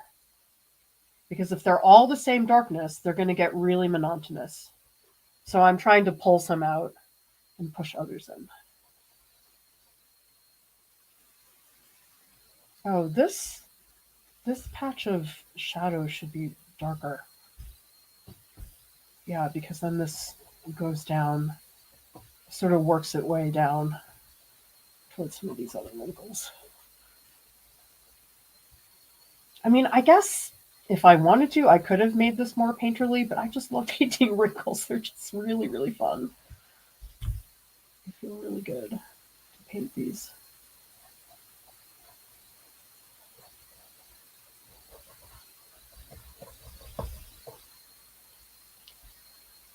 I mean, a lot of what I'm doing right now, it's so subtle. You probably can't see all the differences in the live stream, but that's okay. This is too much. I don't like that one. Let's try to make that wrinkle a little thinner. That's probably too bright. I don't like how much it sticks out. I mean, it's supposed to, but not that much. Yeah, this is getting a little too wavy. I think I'm going to go in and break up some of these wrinkles because I don't want it to look like a river. That would be bad. Maybe up here, just a little. I'm just cutting back on some of the highlights, just making them a little bit less present. So it's like there's wrinkles in here, but I'm also putting another pass on top, so that way they're not too prominent. That looks better. Maybe some more Naples yellow.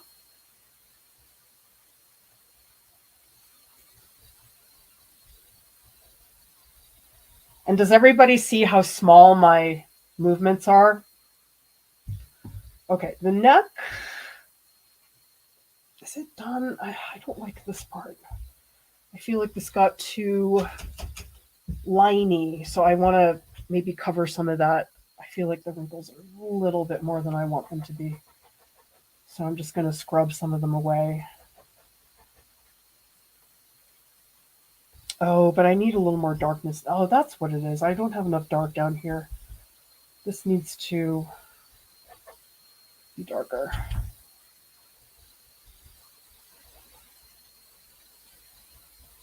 This whole area needs more value.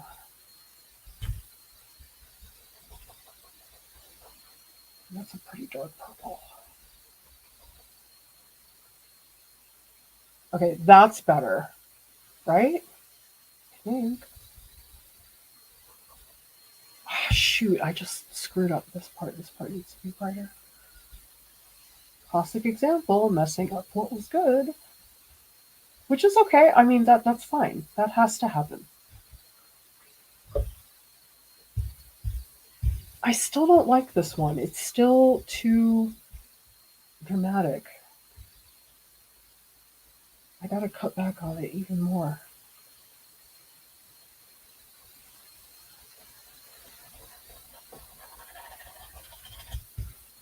Maybe I just need a glaze. Let's just do a quick glaze of red over the whole thing. A little water. Let's use cadmium. Ah, shoot, wrong color. Whoops. Okay, let's see. Just a quick light glaze over this whole thing to unify it. Some more. Glazes are really good for that. And you're trying to make things more cohesive looking. Yeah, that's better. I like that glaze. Okay, let's just do a little bit more.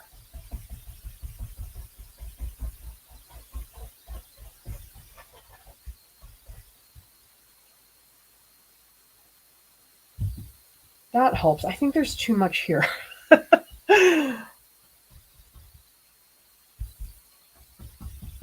So much indecision.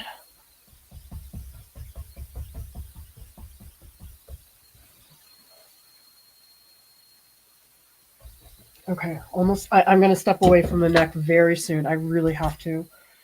I really have not worked on the other stuff at all. I told you, it's going to be a long one.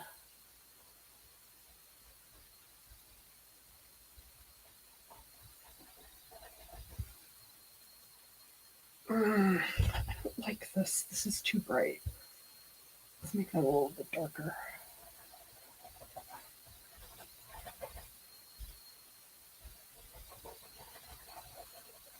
We're squinting. I don't like that transition. That's a little bit too harsh. Let's just make that a little softer so it doesn't stick out so much.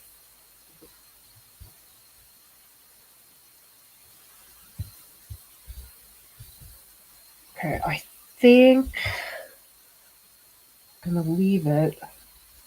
It probably still needs a little bit of work, but not much. It's very, very close.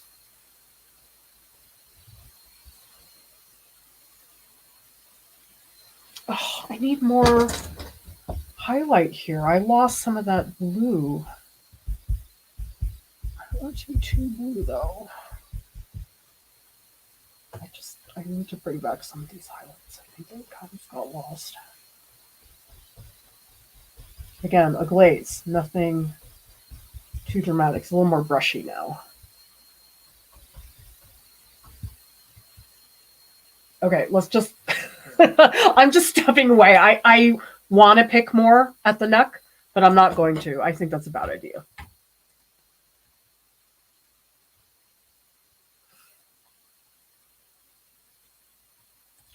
Crispy says, is there anything bug entomology related thing in the works? Example, workshop, art dare, or stream? There isn't, but now that you told me, there might be. You guys give me suggestions for topics, for things you want us to do. Remember, I have no idea what will help all of you. So tell me. I mean, I'm not going to say yes to everything, but once you plant a seed in my brain, it does help. Shawshank says, the neck reminds me of some of the pine trees found in Chinese ink paintings. Oh, I will take that as a very big compliment. Thank you.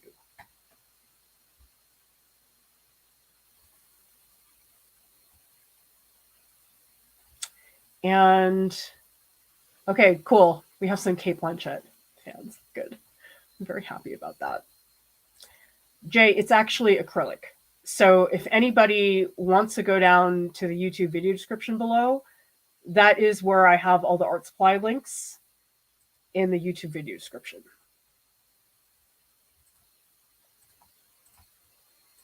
Ginger says, do you guys have any streams on edges yet? I'm struggling. We don't, but maybe we should. I don't think the YouTube algorithm is going to like that very much, but let's do it. Because yes, edges are incredibly important. Most of the time, people have edges that are too sharp. I don't usually see ones that are too soft, because too soft almost always works. Mona says, logo tops, graphic design, illustrator, pretty please. Cool. Sound Angelic says, anatomy of all kinds of creatures. Yes. Manette says, any line art, draw alongs with traditional media? I know Jordan does a lot of line art, but he's usually digital. Yeah, I don't think we do, but mostly because I don't like line. I mean, I probably should just suck it up and do it, but I should. I mean, we do have a video on line in general, a discussion video. So if you look up Art Prof Line, it's the Elements of Art stream. And that's a good place to start because you can see lots of examples of different ways people do line. But maybe we're due for an ink piece. I mean, I typically do better with line when it's an ink. I mean, I'm sure you can do it with pencil and stuff like that, but that's my favorite medium to explore ink in.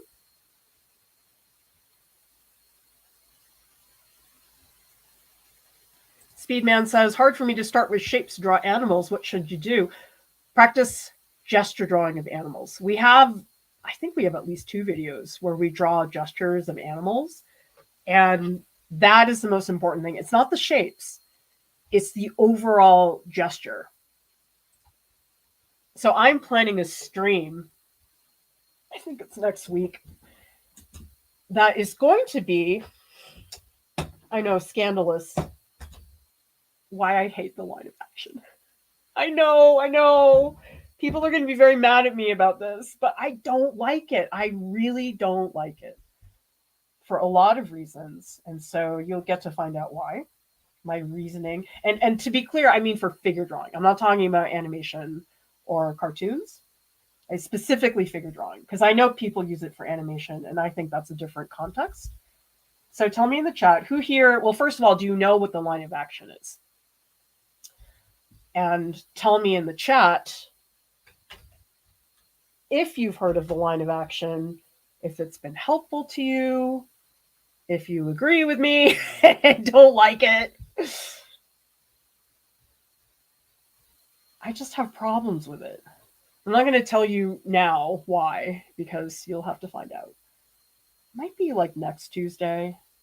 Plus, I'm going to put Aaron Devader. He's going to be my subject for the line of action. He's really good. He dances a lot, so I can do that. Okay, I think I better work on the clothes. Just remind you again. I'm going to remind you again about the May workshops.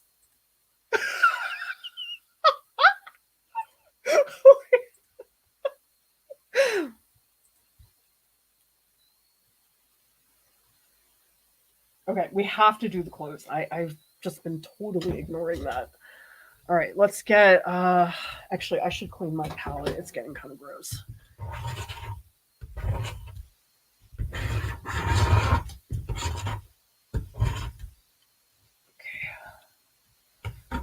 I love my acrylic palette. Not acrylic, glass, sorry. It's so easy to clean. This window scraper. I will never understand why they have those wood palettes. Those are just the worst. You can't clean them. Why would you do that to yourself? Why would you have a palette you can't clean very well?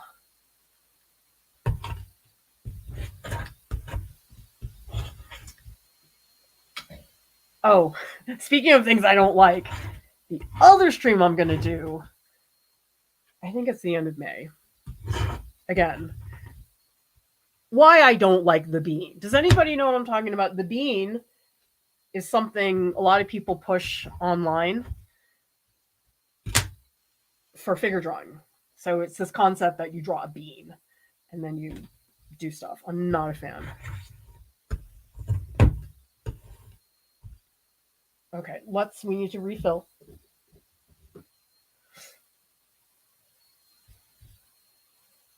And I need a lot of yellow ochre because what I'm looking for is like an olive green for that shirt.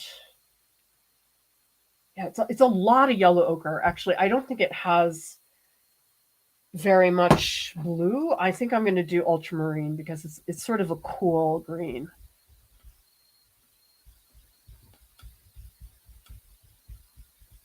Yeah, it's pretty muted. I should mix 2 mixtures because the one on the green on the right is a lot darker than the one on the left. So let's just do a little swatch. I think it's too yellow. Let's do a little bit more ultramarine. I'm mixing quite a bit because I need a lot to fill in the shirt. Okay, so let's take a little touch of that and make another version that is more blue.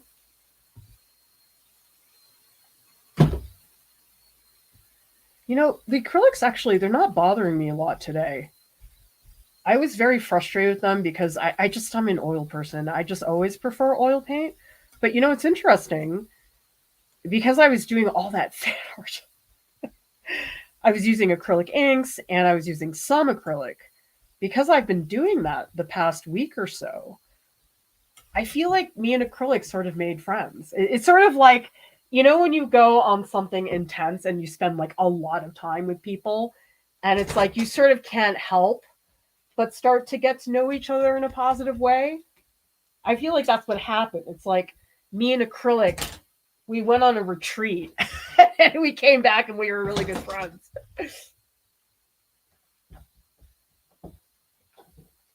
I guess it's like summer camp. You have no choice but to become friends in a way.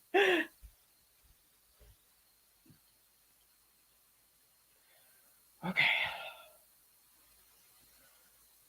I don't want to do too much. Let's just see if this is the right green. I think it needs more blue.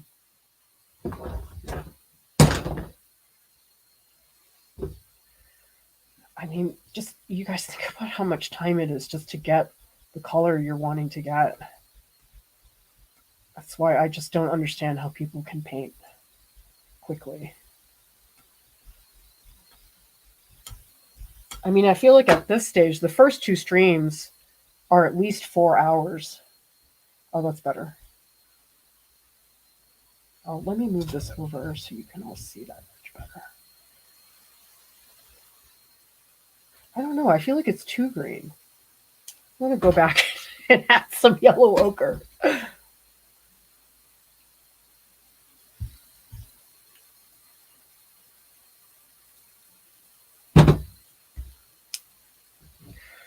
Come on. I mean, I like mixing color, but it's slow.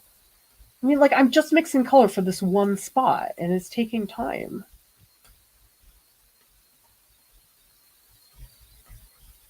Okay, let's try that again. Let's see if that's a better fit.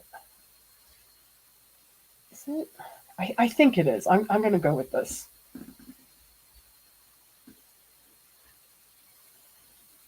Okay, so let's just cover this whole thing so it's nice and wet.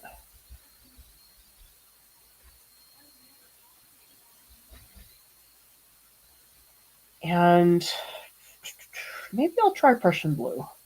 Like, I really want to like Prussian blue. I really do. Ew, that's really gross. Okay, yuck. I don't like Prussian blue. You see, I gave them a shot. It's too saturated. I need some cadmium red. Way too bright. So let's just get a little touch of red in here. Oh, it's too blue. I guess I need more red. Maybe that's better. Oh yeah, that's a lot better. Okay, let's try that. I really tried Prussian blue. I really tried to like you, but I don't know. We went on so many dates. I gave you so many chances, and you just didn't do it for me. I gotta get this edge better. I feel like I'm not getting enough. Like, this is sort of awkward. I want that to be a little bit. Ugh. Oh, I don't like that. I was just trying to change the edge, but shoot. Maybe this will help. Just some more red. Okay, that's better. Good. To fix that.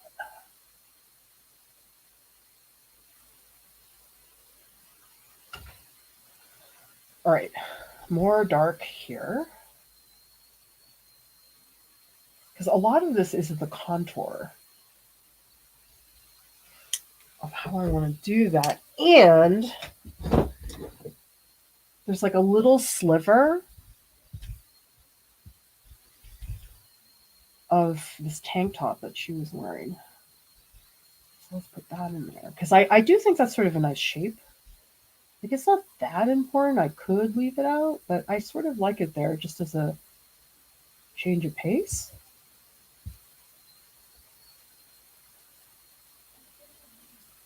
It sort of divides the skin up a little bit.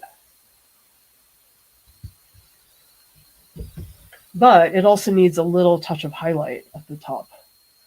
Like, even within this one shape, there's a value change. Okay, that's way too much. Go back with the purple.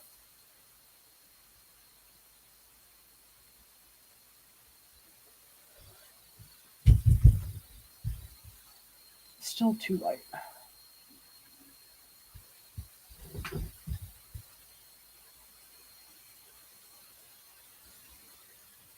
Oh, and I need some more Naples yellow because again, I'm working on that edge.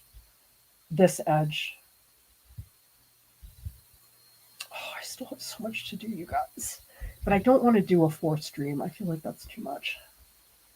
I feel like as long as you guys get a sense of where I'm going, it's probably okay. Because I still need to fix the background. Okay, that's better. That gives me a little more highlight. And let's go back in and reinforce some of the dark.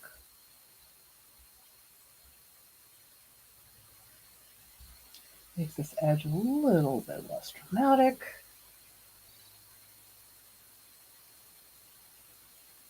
Okay, that's better. Now let's do the edge of the shirt.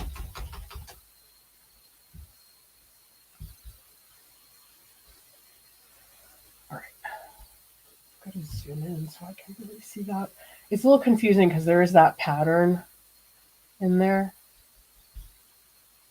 So this is pretty cosmetic what I'm doing right now.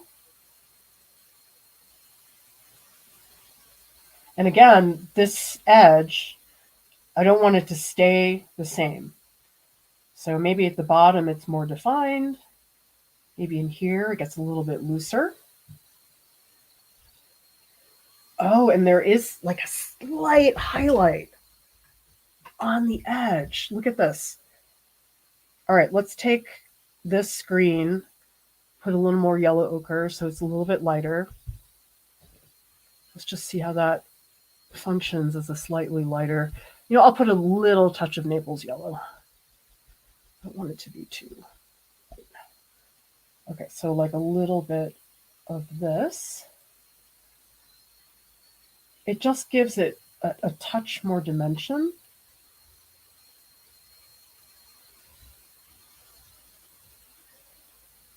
Yeah, that's pretty good.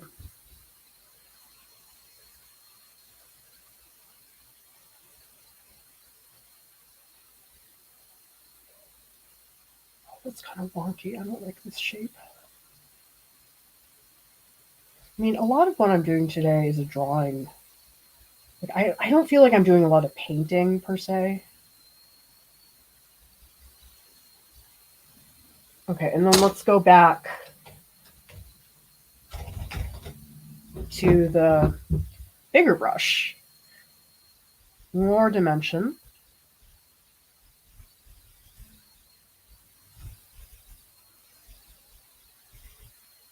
Okay, because I do need, ugh, geez, that's too red. Okay, let's try this. More purple.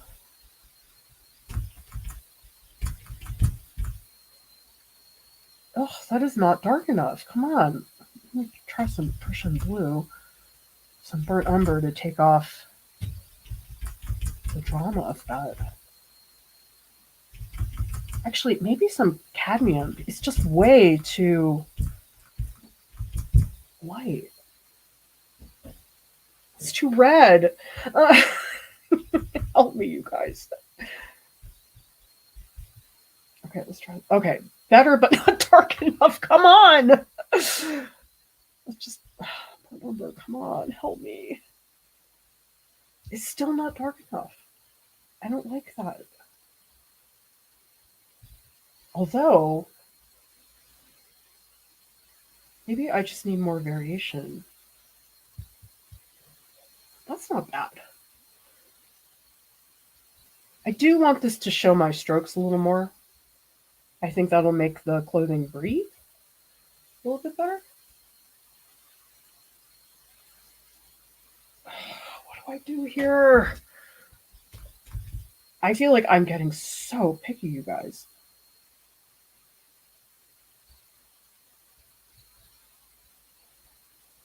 Tell me in the chat. Does this feel picky to you? Or is this, or maybe you're all like me. All right, let's get the other side going.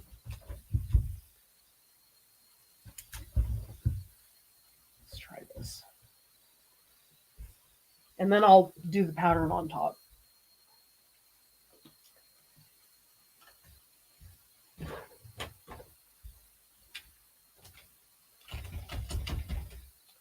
This is why I'm not a painter. It just takes so long. I don't know. And I think a lot of people, painting is very accessible, which is great. But I don't think people initially understand, or maybe rather they underestimate what's really involved with painting. Like, it almost feels like because it's accessible, it should be easy, but it's not. I think painting is one of the hardest things. I mean, maybe this is just me, but I feel like drawing is so much easier for me. I mean, I don't know if that's the case with everybody, probably not. Okay, now here I really do have to deal with the Naples yellow edge.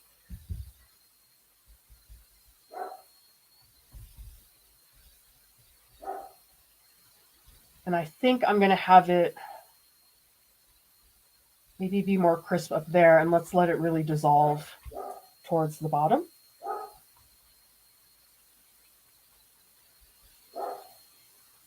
And I got to do some drawing here because this is not quite, ugh, gross, yuck. What did I just do? Ew. Go over that again. Okay. I'm trying to show there's a little bit of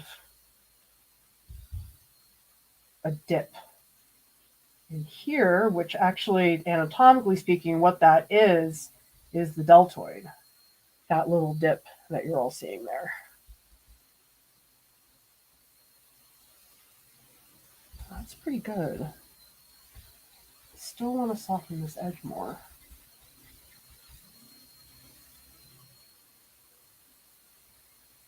Oh, yuck. Okay, now I do need to put in, there's like a very, very slight little tiny bit of line. Do I have a brush that's small enough to do that? Where's my, see, I don't like small brushes to the point that I like don't have any. It's a little silly. Okay, so that's a pretty warm tone.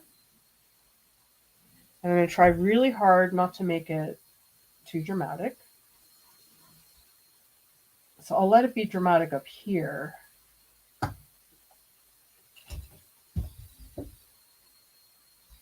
And I'm going to close in on it from this side so it's not so thick.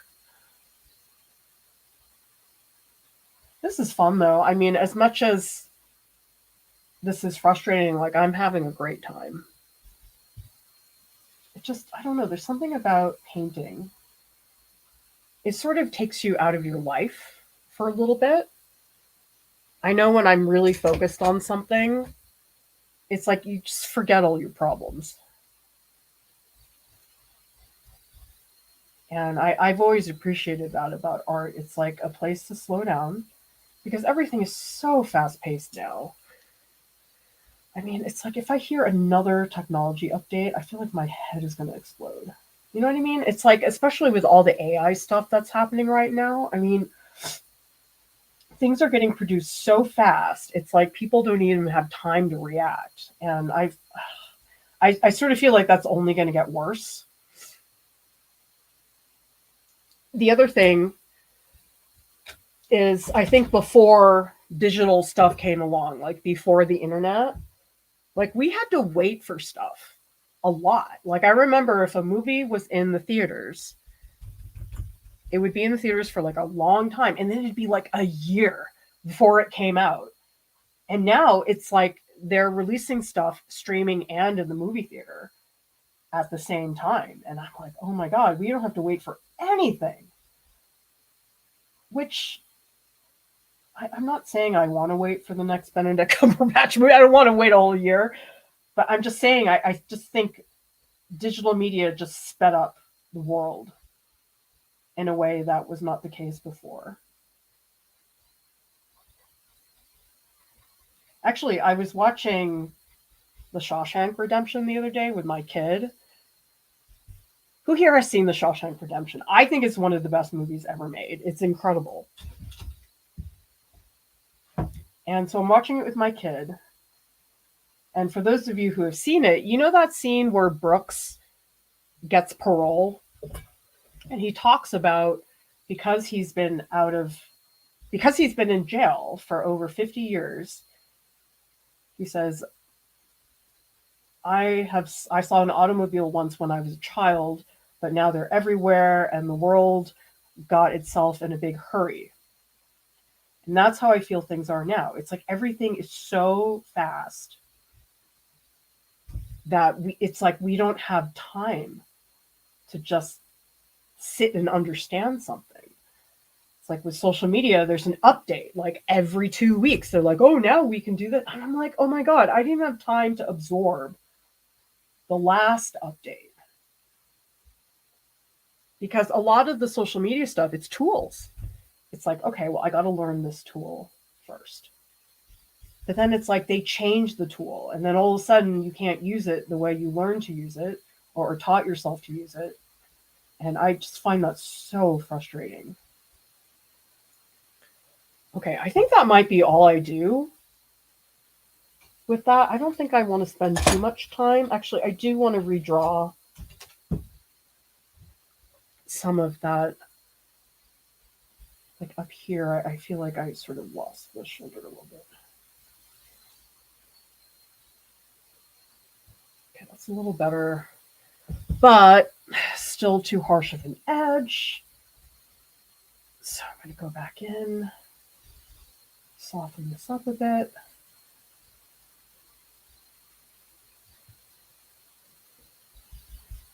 Pull this out a little more so I can soften it some more.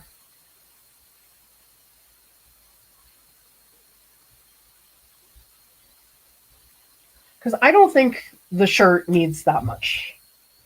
I think the shirt can be fairly simple. Like, it doesn't need the degree of detail that I put into the neck.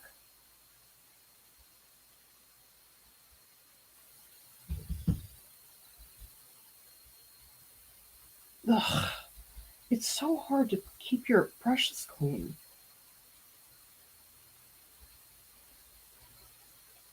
Okay, that's fine. Let's see what people are saying in the chat. So that way, I think what I want to do next is the pattern. So let's see what people are saying first. So that has a minute to dry. Push that up a little. Okay. I totally feel that, Jay. Anyone else feel like time gets suspended or altered when you paint or draw? It does. That's what I love about it. I don't have to be paying attention to anything. You just get immersed into that moment.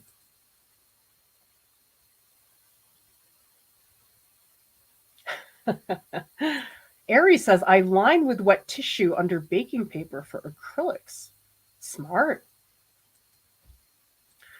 Lisa says, what makes you reject the darker mix? Are you trying to match, or what will look good on the painting? I guess I was trying to match.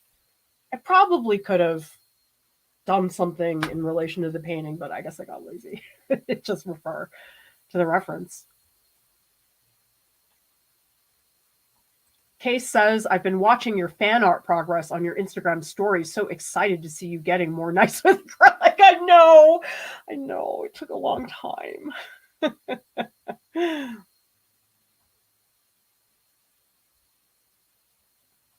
Oh, Lisa says, I would enjoy focusing a video on one artist like Degas, demonstrating specific things he did, maybe a thumbnail of a piece or hatching technique. Oh yeah.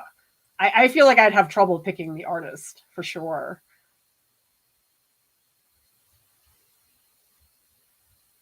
Well, I'm glad you guys are liking my Instagram stories because there's so many. I'm like, oh my God, who's going to take the time to tat through this whole story? But I have this thing where when I teach things, I can't skim the surface. I have to show in depth what's happening. So to me, not doing all those stories feels wrong. Like not morally wrong, but it doesn't represent the depth of the process that I want people to understand. And so the consequence is there's a lot of Instagram stories because people don't usually teach to that degree. A lot of the times it's okay, do this, this, and this. And what I wanted to represent was the deciding process. How do you make those decisions? And what pushes you in that way? And also how diverse the process is. That 1 minute I'm thinking about, oh, can I get this acrylic to blend? The next minute I'm like, oh, it's so freaking hot. And then the next minute I'm thinking about, okay, placement, orientation of the text. Like it's a very rich experience to create a piece if you think about it. It's just oftentimes we don't articulate that to ourselves. I mean, I do because I'm putting together the story, but it's been really fun for me. I hope people are enjoying those, even though they're a little ridiculous. May 1st says, oh, you're from Mexico City. You heard that I like Pedro Pascal. Yes, I do. But it's like, I don't lust after him. I just think he's so charming. Like, he just seems like the nicest person. I want to say me too. Is that cute? He's so cute, handsome, and sexy. Yes, he is. Love your art and videos. Thank you. Well, I just watched Pedro Pascal in Narcos. He's hot in that. I think he's way hotter in that than he is in Last of Us.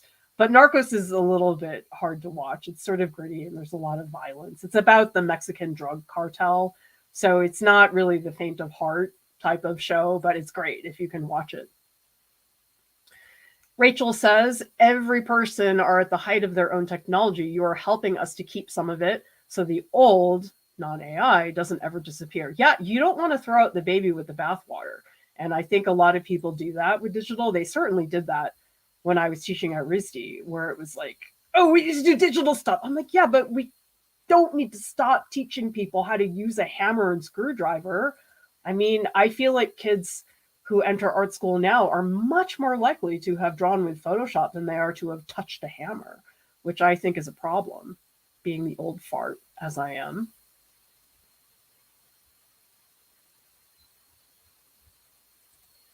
Oh, you're from Mexico. Okay, yeah. Oh my God, I would love to go to Mexico. Oh, it must just, I've never been to Southern America before. Been to Asia, I've been to Europe. I guess I haven't, oh yeah, I haven't been to Africa either. I'd love to go. But oh, the art in Mexico is so different than the European art, the Asian, like I would love to go there. I'd love to go to Brazil. I bet the food is good. Oh gosh. I mean, that's the best part of any international visit that you do. By the way, if people didn't know, I'm going to Japan in July. I'll be there for 2 weeks. Really excited about that. Okay, let's do. I'm trying to figure out if ultramarine is dark enough. Is it? No, it's not dark enough. I think I need to use this purple mix that I was using before. Oh, I need some more alizarin crimson.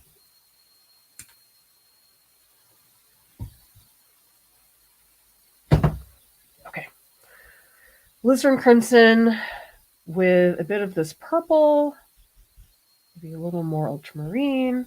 Now, patterns are a pain, and what I try to do is I try to imply them. I'm not going to draw every single thing. So the first thing I'm going to do is start up here. Oh, this brush sucks. Give me another brush. None of my little brushes are any good. Like a lot of them. Oh, let's try this one. This one's nice and short. Let's try this. And again, I'm not going to paint every single one that dramatically. Oh, this is too wet. Getting the right amount of wetness is hard. Linda, your shirt is not making my life easier.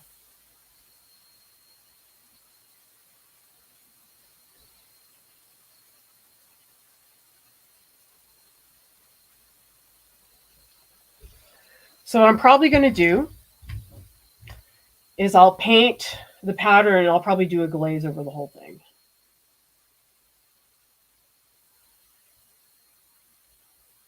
So right now it feels very fragmented, but I'll go back in and I'll change it. Get them to sink more. So right now I'm painting them more dark and dramatic than I think they should be.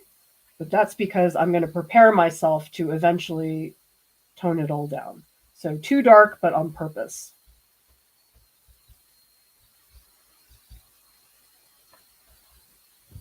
Okay, so that's too much. And now what I'm going to do is I'll do like I'll go back in with a slightly wet brush and I'm just going to scrub these patterns into the green.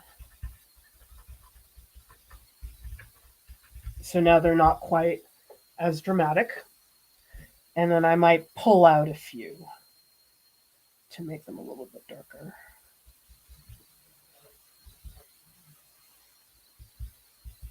Let's try that.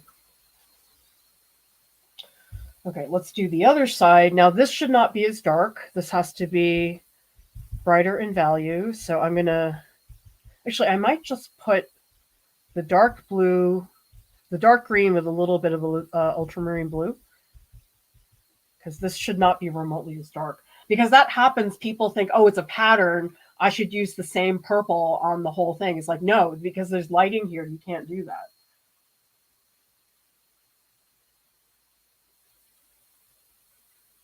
So this is going to be even more, because actually the pattern is smaller up here.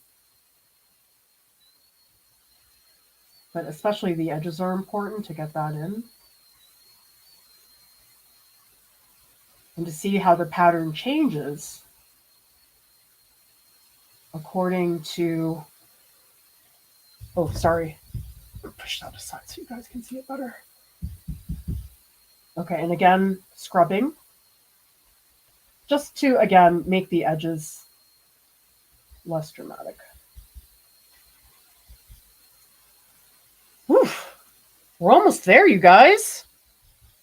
Very close. Oh, why did I put that green? Why? Let's just get rid of it. Oh my God.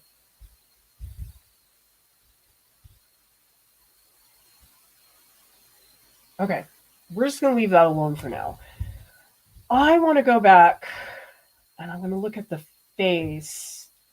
So a couple of cosmetic things. I need those pupils to be a little bit brighter, not by much, but they're a little hard to see.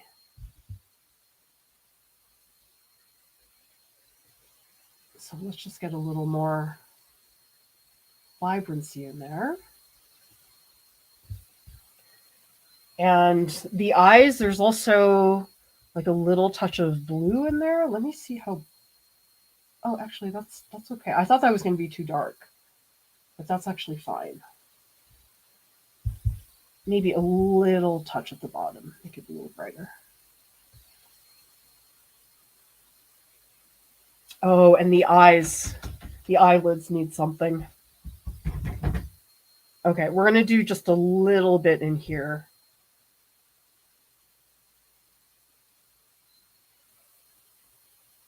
I don't want to do too much though. But I do think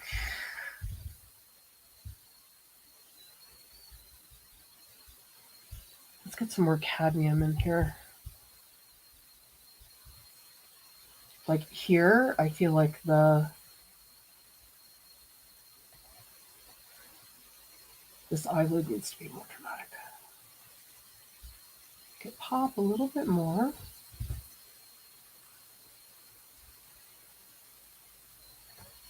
Oh, and I lost some of those. Okay, I need to go back and add some of these highlights because they got a little lost. Let's do Naples yellow. Naples yellow is like when you're lazy and you just want to get stuff done. And this again, I'm going to scrub it in. A lot of scrubbing today. My painting technique.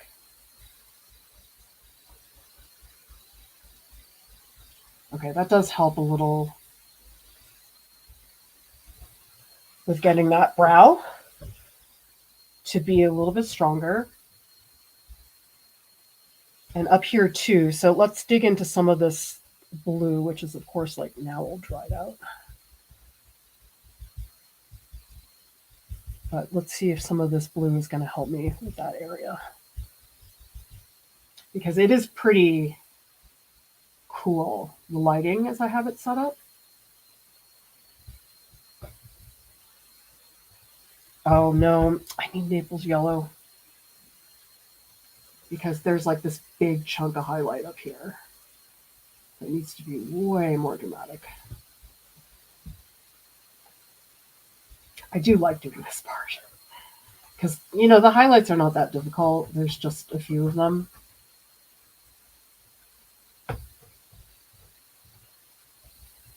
And maybe a nice chunk of Naples yellow.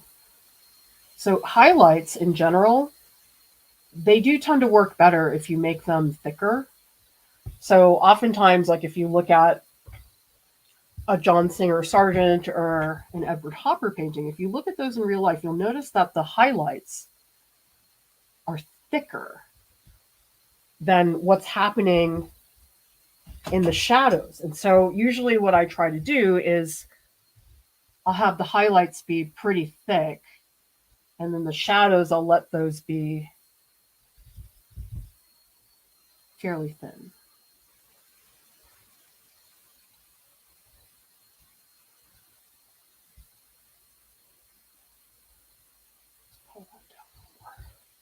Okay, that brow is much better. And now up here, I need a little more because this is a spot where there's a lot of tension. Oh, and the nose needs way more too. I guess some of the highlights got a little, they got a little bit dark in the last pass, but right now it's like so easy to go in and fix.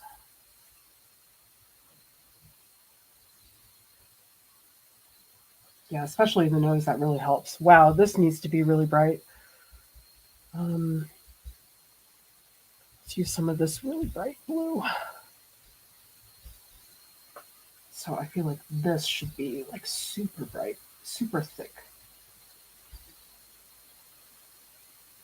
Blue back there, and then a little rim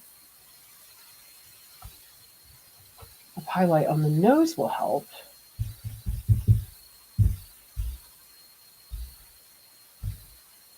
What other highlights? I guess this highlight could use a little more on the upper brow.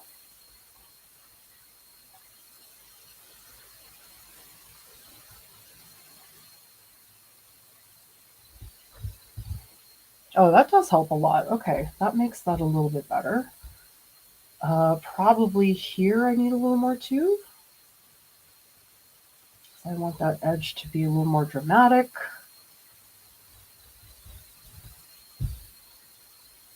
Maybe a touch more on the chin. So I'm just making a pass around the whole portrait, and I'm just saying, okay, where are the highlights that are not dramatic enough?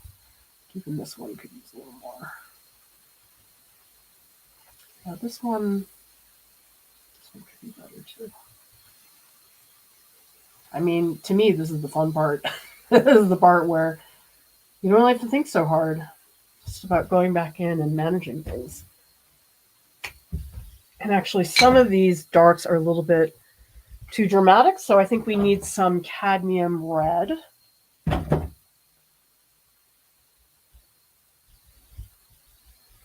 I just want to cut back on some of this darkness. It's a little too much.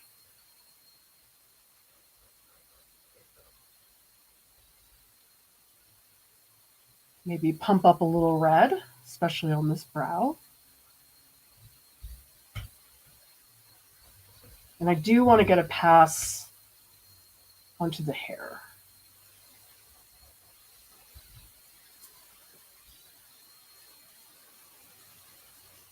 Oh, I need a little more highlight here. It's funny how you discover things the more you work.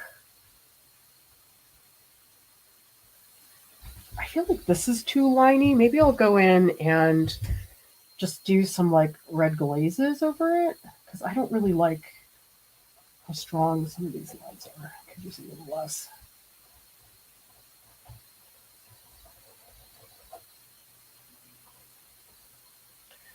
Maybe a little touch more on these wrinkles.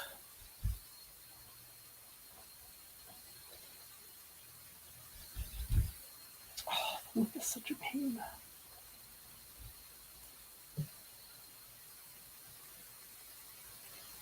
A little more. I might just do a pass of cadmium red through the whole thing. Let's see. I am sort of missing this one. There's like a really subtle shadow here. It's not that much. But I do need to show more of the tension of the skin here.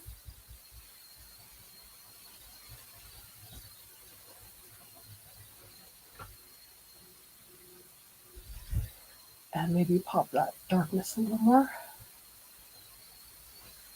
All right, let's see what people are saying in the chat. AA says, is the pattern that is in the light warmer right here on the left than the pattern in the shadow, or is it the same and it's just a tonal shift?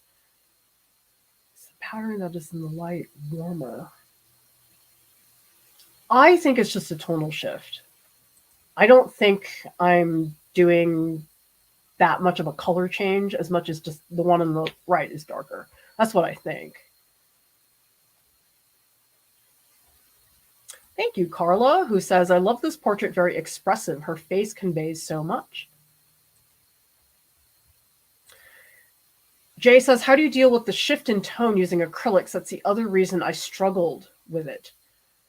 Do you mean when a color is not exactly the same?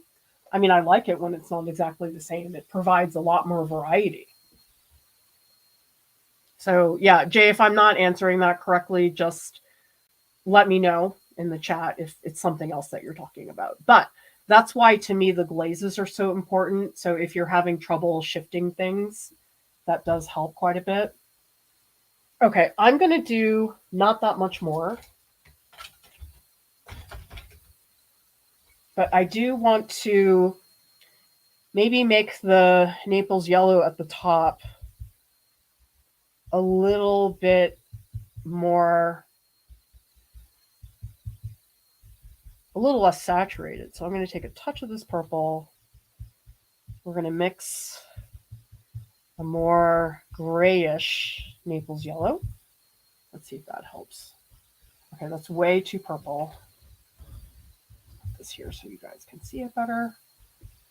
So I'm going to just do a quick glaze over that, but then I'll paint some Naples yellow over it because I don't want the change to be that much. I just want it to be a little bit, so it's not Naples yellow like top to bottom. I don't think that would look very good. So I don't know that a lot of you can see the difference very much, but it is there. And I think it does give it a little more depth.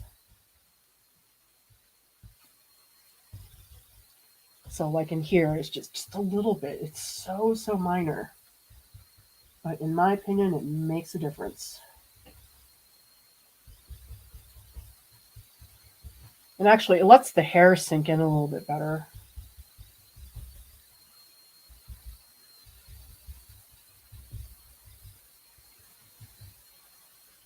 Yeah, that's better. I think I could go with hair darker at the top. Just a little bit more. Or maybe even a little touch of yellow ochre might help. I don't know. I don't want it to get too yellow.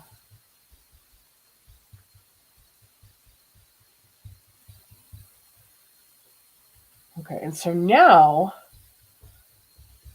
that I have that slight shift, let's get some straight Naples yellow.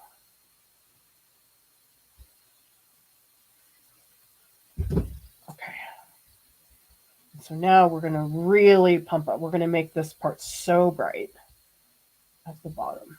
So I'm laying in the Naples yellow like really, really thick. You can already see it's affecting the hair quite a bit.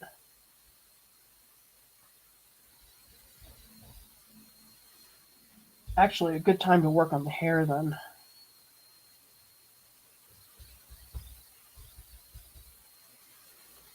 Yeah, that does bring out the hair a little more, which is good. So this is all about thickness. You can see the reason. Oh my God, what the heck? Get out of there. Cadmium red.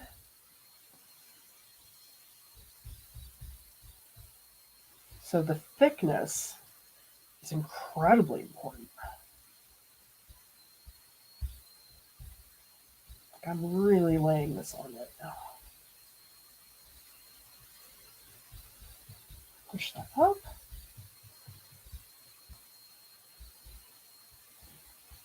So it's not a big difference, but it does, I think, help with the depth some more.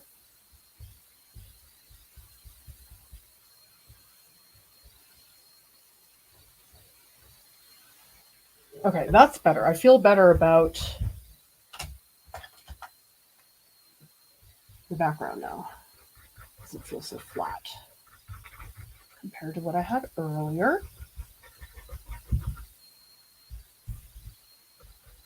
Okay, time to go back in with the hair. And I think I might be done. Isn't that crazy? The paint took forever. Because I'm trying not to pick. Oh, I need to. The ear is tiny. The ear is so terrible. It's got the ear in there. Being lazy, mixing with my brush. It's fun. It's towards the end. Okay, that's way, way too light. So we got to get like a lot of cadmium red. And I do want the ear to be pretty painterly. Like I really do not want it to be that present. But it does need to be a lot bigger. I made it way too small before. So now let's get in some value change. So I can at the very least just hint at some of the form. But again, I'm not looking for anything that dramatic.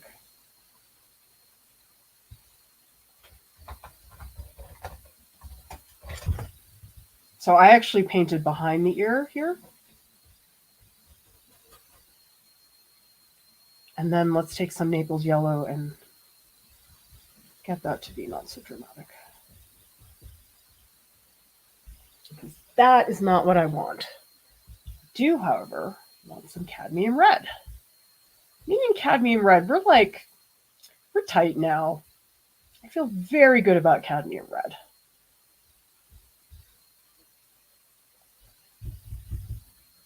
So close, you guys. I can feel it. You know that moment where you're like, oh my God, home stretch. It's happening. It really, really is happening. I'm so close, everybody.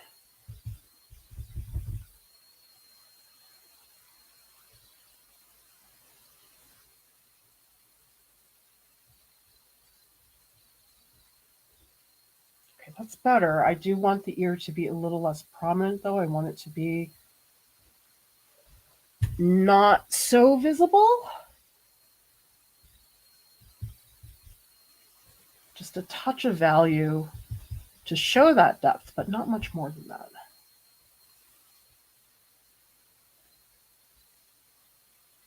Okay, that's better. Yes, I'm still going. You guys, we're going to the bitter end. I know this stream is taking forever, but it's like I gotta finish it. I can't let it go.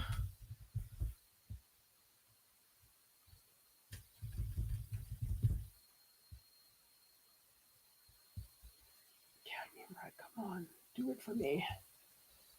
Okay, let's do a little bit of the hair. The hair is pretty close. I need just a couple whiffs of hair. to make it happen. You guys know who has good hair? Aaron Tveit. His hair is so, oh my God, his hair is hot. Like, you wouldn't think hair could be hot, but oh yes, it is. It is very hot. Who here thinks hair can be hot? Who here doesn't know what I'm talking about? If you don't know what I'm talking about, you're looking at the wrong hair. I want something more orange here. So let's get in some more yellow ochre and cadmium red.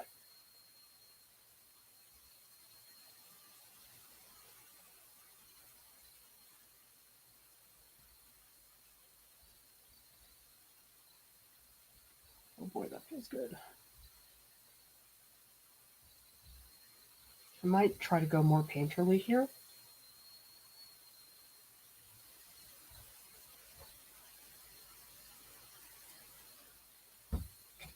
There's a little tiny highlight behind here. It's right under the hair. It's like right here.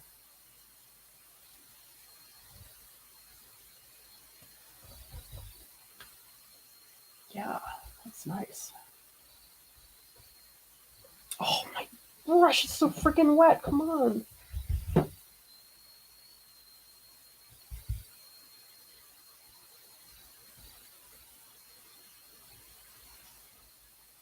Oh, God, that's too much. Let's get rid of that. Pump in some more. That brown, I need more here. Because that hair does stand out, but I don't want to stand out that much.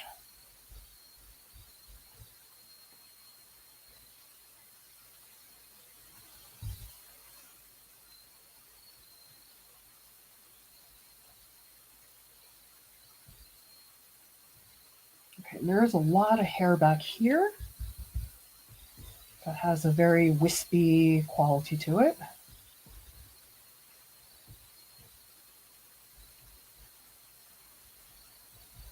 There's a little touch of hair that comes into the neck, which I think is really cool looking.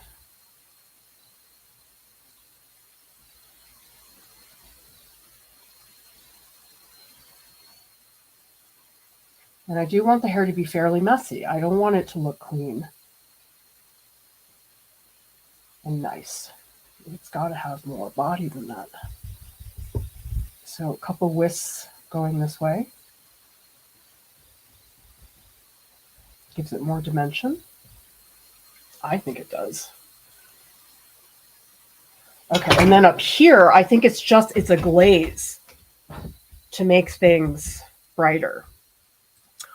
Aw, thanks, Amanda. Love watching you paint. I'm down for 3 more hours. Oh my gosh, I hope not. Lisa says, what does more painterly mean when painting the wisp of hair? I think for me, it's just losing all the edges. So nothing is like defined. Oh, my brushes are so freaking wet. What the heck? So I sort of painted around the hair. Now I'm going to go back in and do a little more. Oh, God, why am I always running out of paint? More Naples yellow.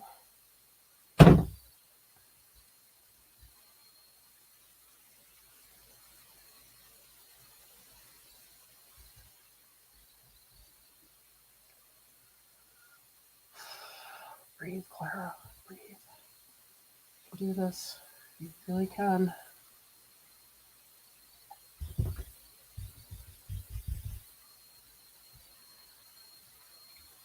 Okay, that's kind of a nice stroke.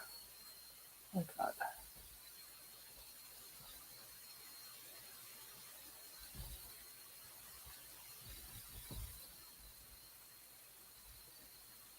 All right, that part I think is done. Let's go to the top, and I think I really need orange, like real orange. Okay, so for that part, like back here, let's again go to yellow ochre and cadmium red. And it's just a touch. It's not much, but it's so gray back there that I don't like that. So it's just going to be these little touches of orange.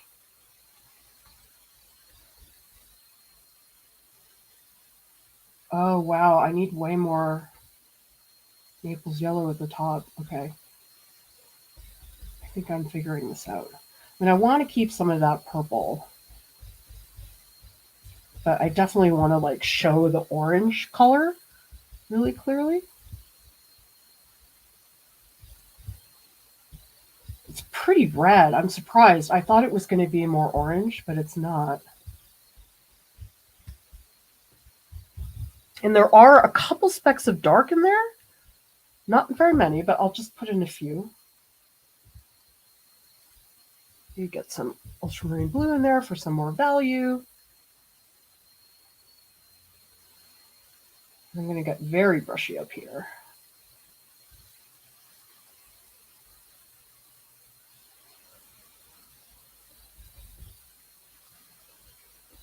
Yeah, because there's these like little like specks of dark in there I want to get rid of.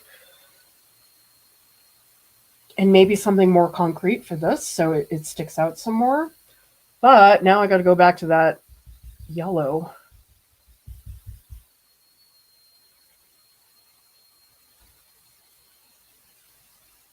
I don't think I want to do too much up here. I think I definitely want some red.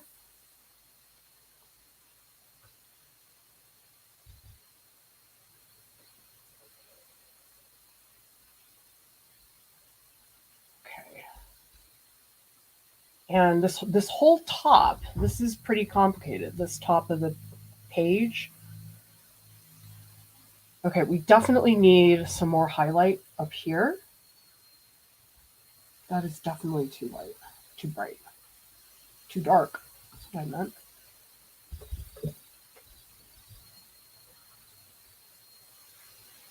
Because that lighting has to come across. If I don't have that lighting, it's not good.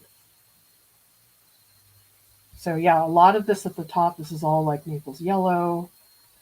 And then me filling in this like grayish Naples yellow at the top.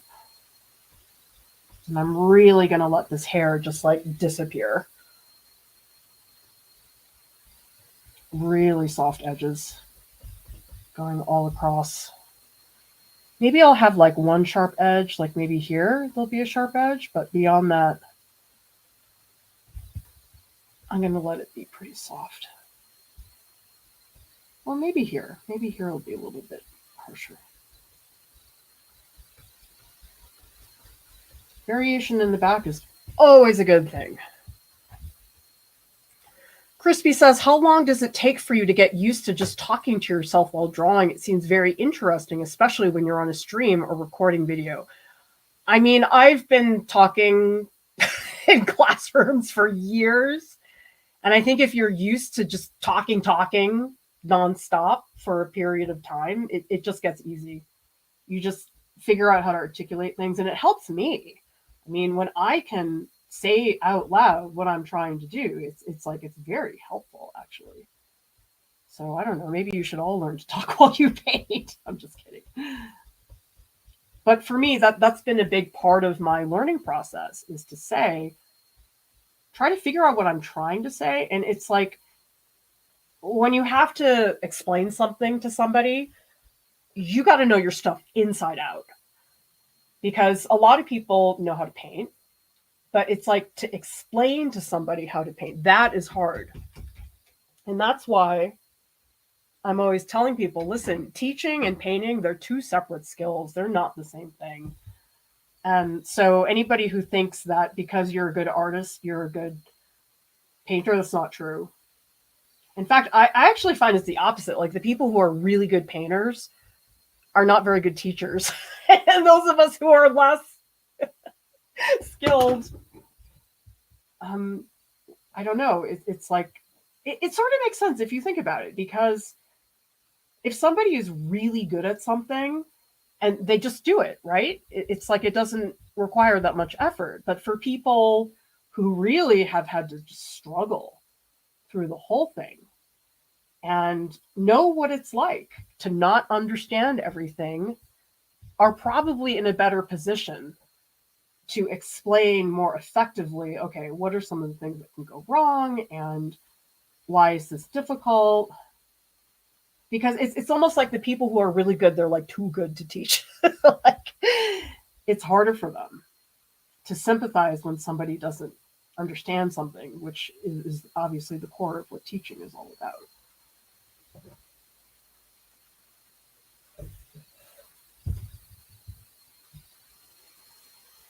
Oh, you guys, I'm so close. I'm so close. It's gonna happen. It's gonna happen.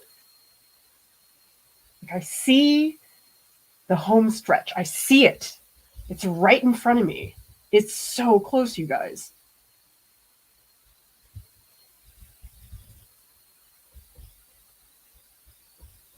I'm just fixing up these edges now. You guys, do I add the butterfly clip? Do you see? It's tiny. Like, it's barely there. Do I add it? Will it ruin it? Or do you think that's sort of a cute little touch? Because I'm not sure, actually. I feel sort of silly leaving it out.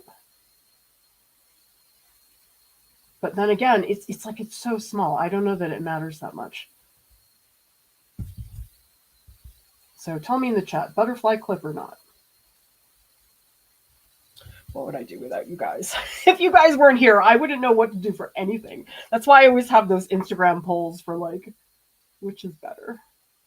I find it so useful to hear that from the audience. Okay, we got to get back in. We need more. Because I think I've got too much hair on this side. I think this needs to be a little more glowy. Oh, what? No, no, no, no, no, no. No, get out of there. Get out of there, cadmium red. What do you think you're doing? No, no, no, no, no. Oh my God, are you serious? You're so dumb, cadmium red. Get out of there. Oh my God, I have to like repaint that whole section because it's stupid cadmium red. You know, it's not about you, cadmium red. It's not. This is not your party, okay? Like, just get out of there. Oh my God, that's so annoying. I was like so ready to wrap up that one spot.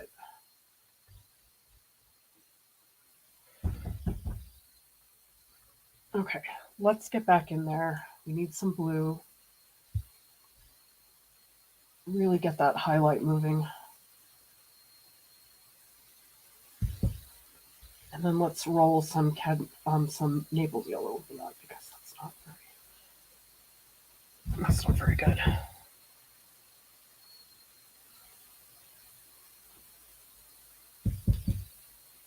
Okay.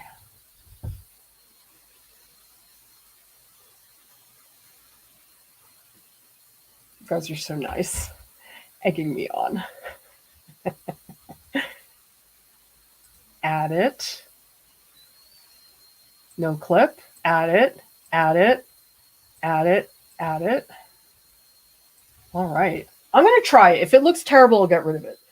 That's the better way to try it. Okay, it's very blue. But I don't want it too blue. It's just going to be a quick little thing.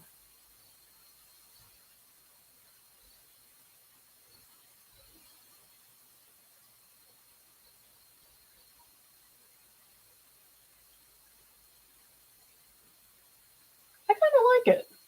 I'm going to keep it. Sort of a nice, just little touch. Yeah, I think that's cute.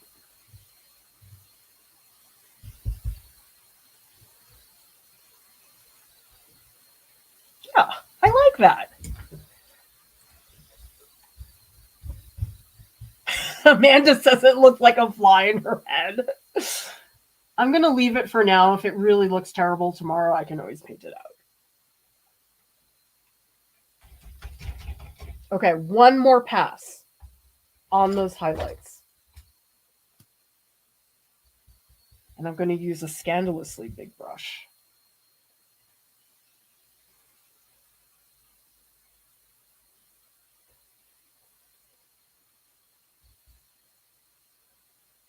Some nice, just thick accents. Ooh, that's fun. Fun, fun, fun. Cool.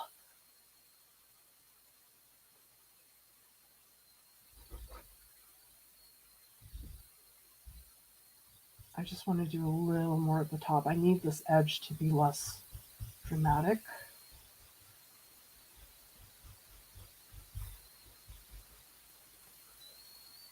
All right, you guys. It's time to step back and see what's happening here. Okay. Let's try it over here. Final pass. Just gonna look. I mean, it might be at the point where I just shouldn't work on it more.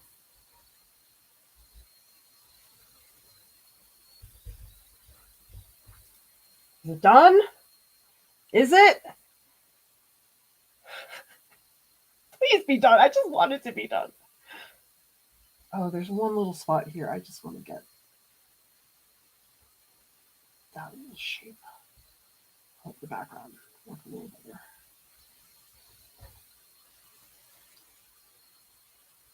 Guess I do want that to be that like little piece of negative space. Is it done? Help me, you guys. Just tell me it's done, because I don't want to work on it anymore. Didn't we decide that that was one of the ways to decide if you're done? You don't want to work on it anymore? I really don't. And really, you guys, anything I change at this point, it's not going to be that dramatic. It's going to be extremely minor.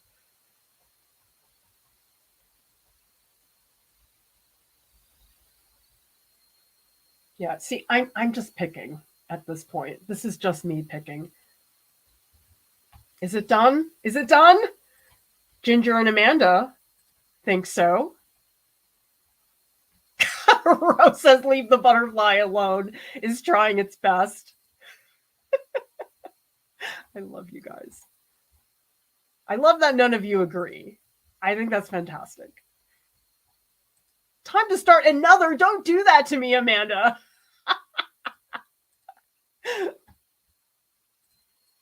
All right. Remember, everybody, we still have some spots left in the Drawing Cats workshop. We also need you to know about the March workshops, artist app, statements, grants, residencies, exhibiting your art, artist websites, commissions for artists, fan art party, and sketchbooks. Registration for May workshops ends Friday, April 28th, so get that in as soon as you can. I will be in the Discord, probably briefly, to show you what the final result looks like, because on the live stream we can't see it that well. So please join me in post live streams to check that out. Join our Patreon group. We have so much fun sharing our art in weekly voice sessions. You get support and critiques from me. I am not in the critique channels in the public parts of the server. And most of all, you find support in a small group of artists. Art Prof has services, artist calls, portfolio critiques, statement editing, and personal art curriculums. Everybody, thank you so much for watching. We'll see you next time. Bye.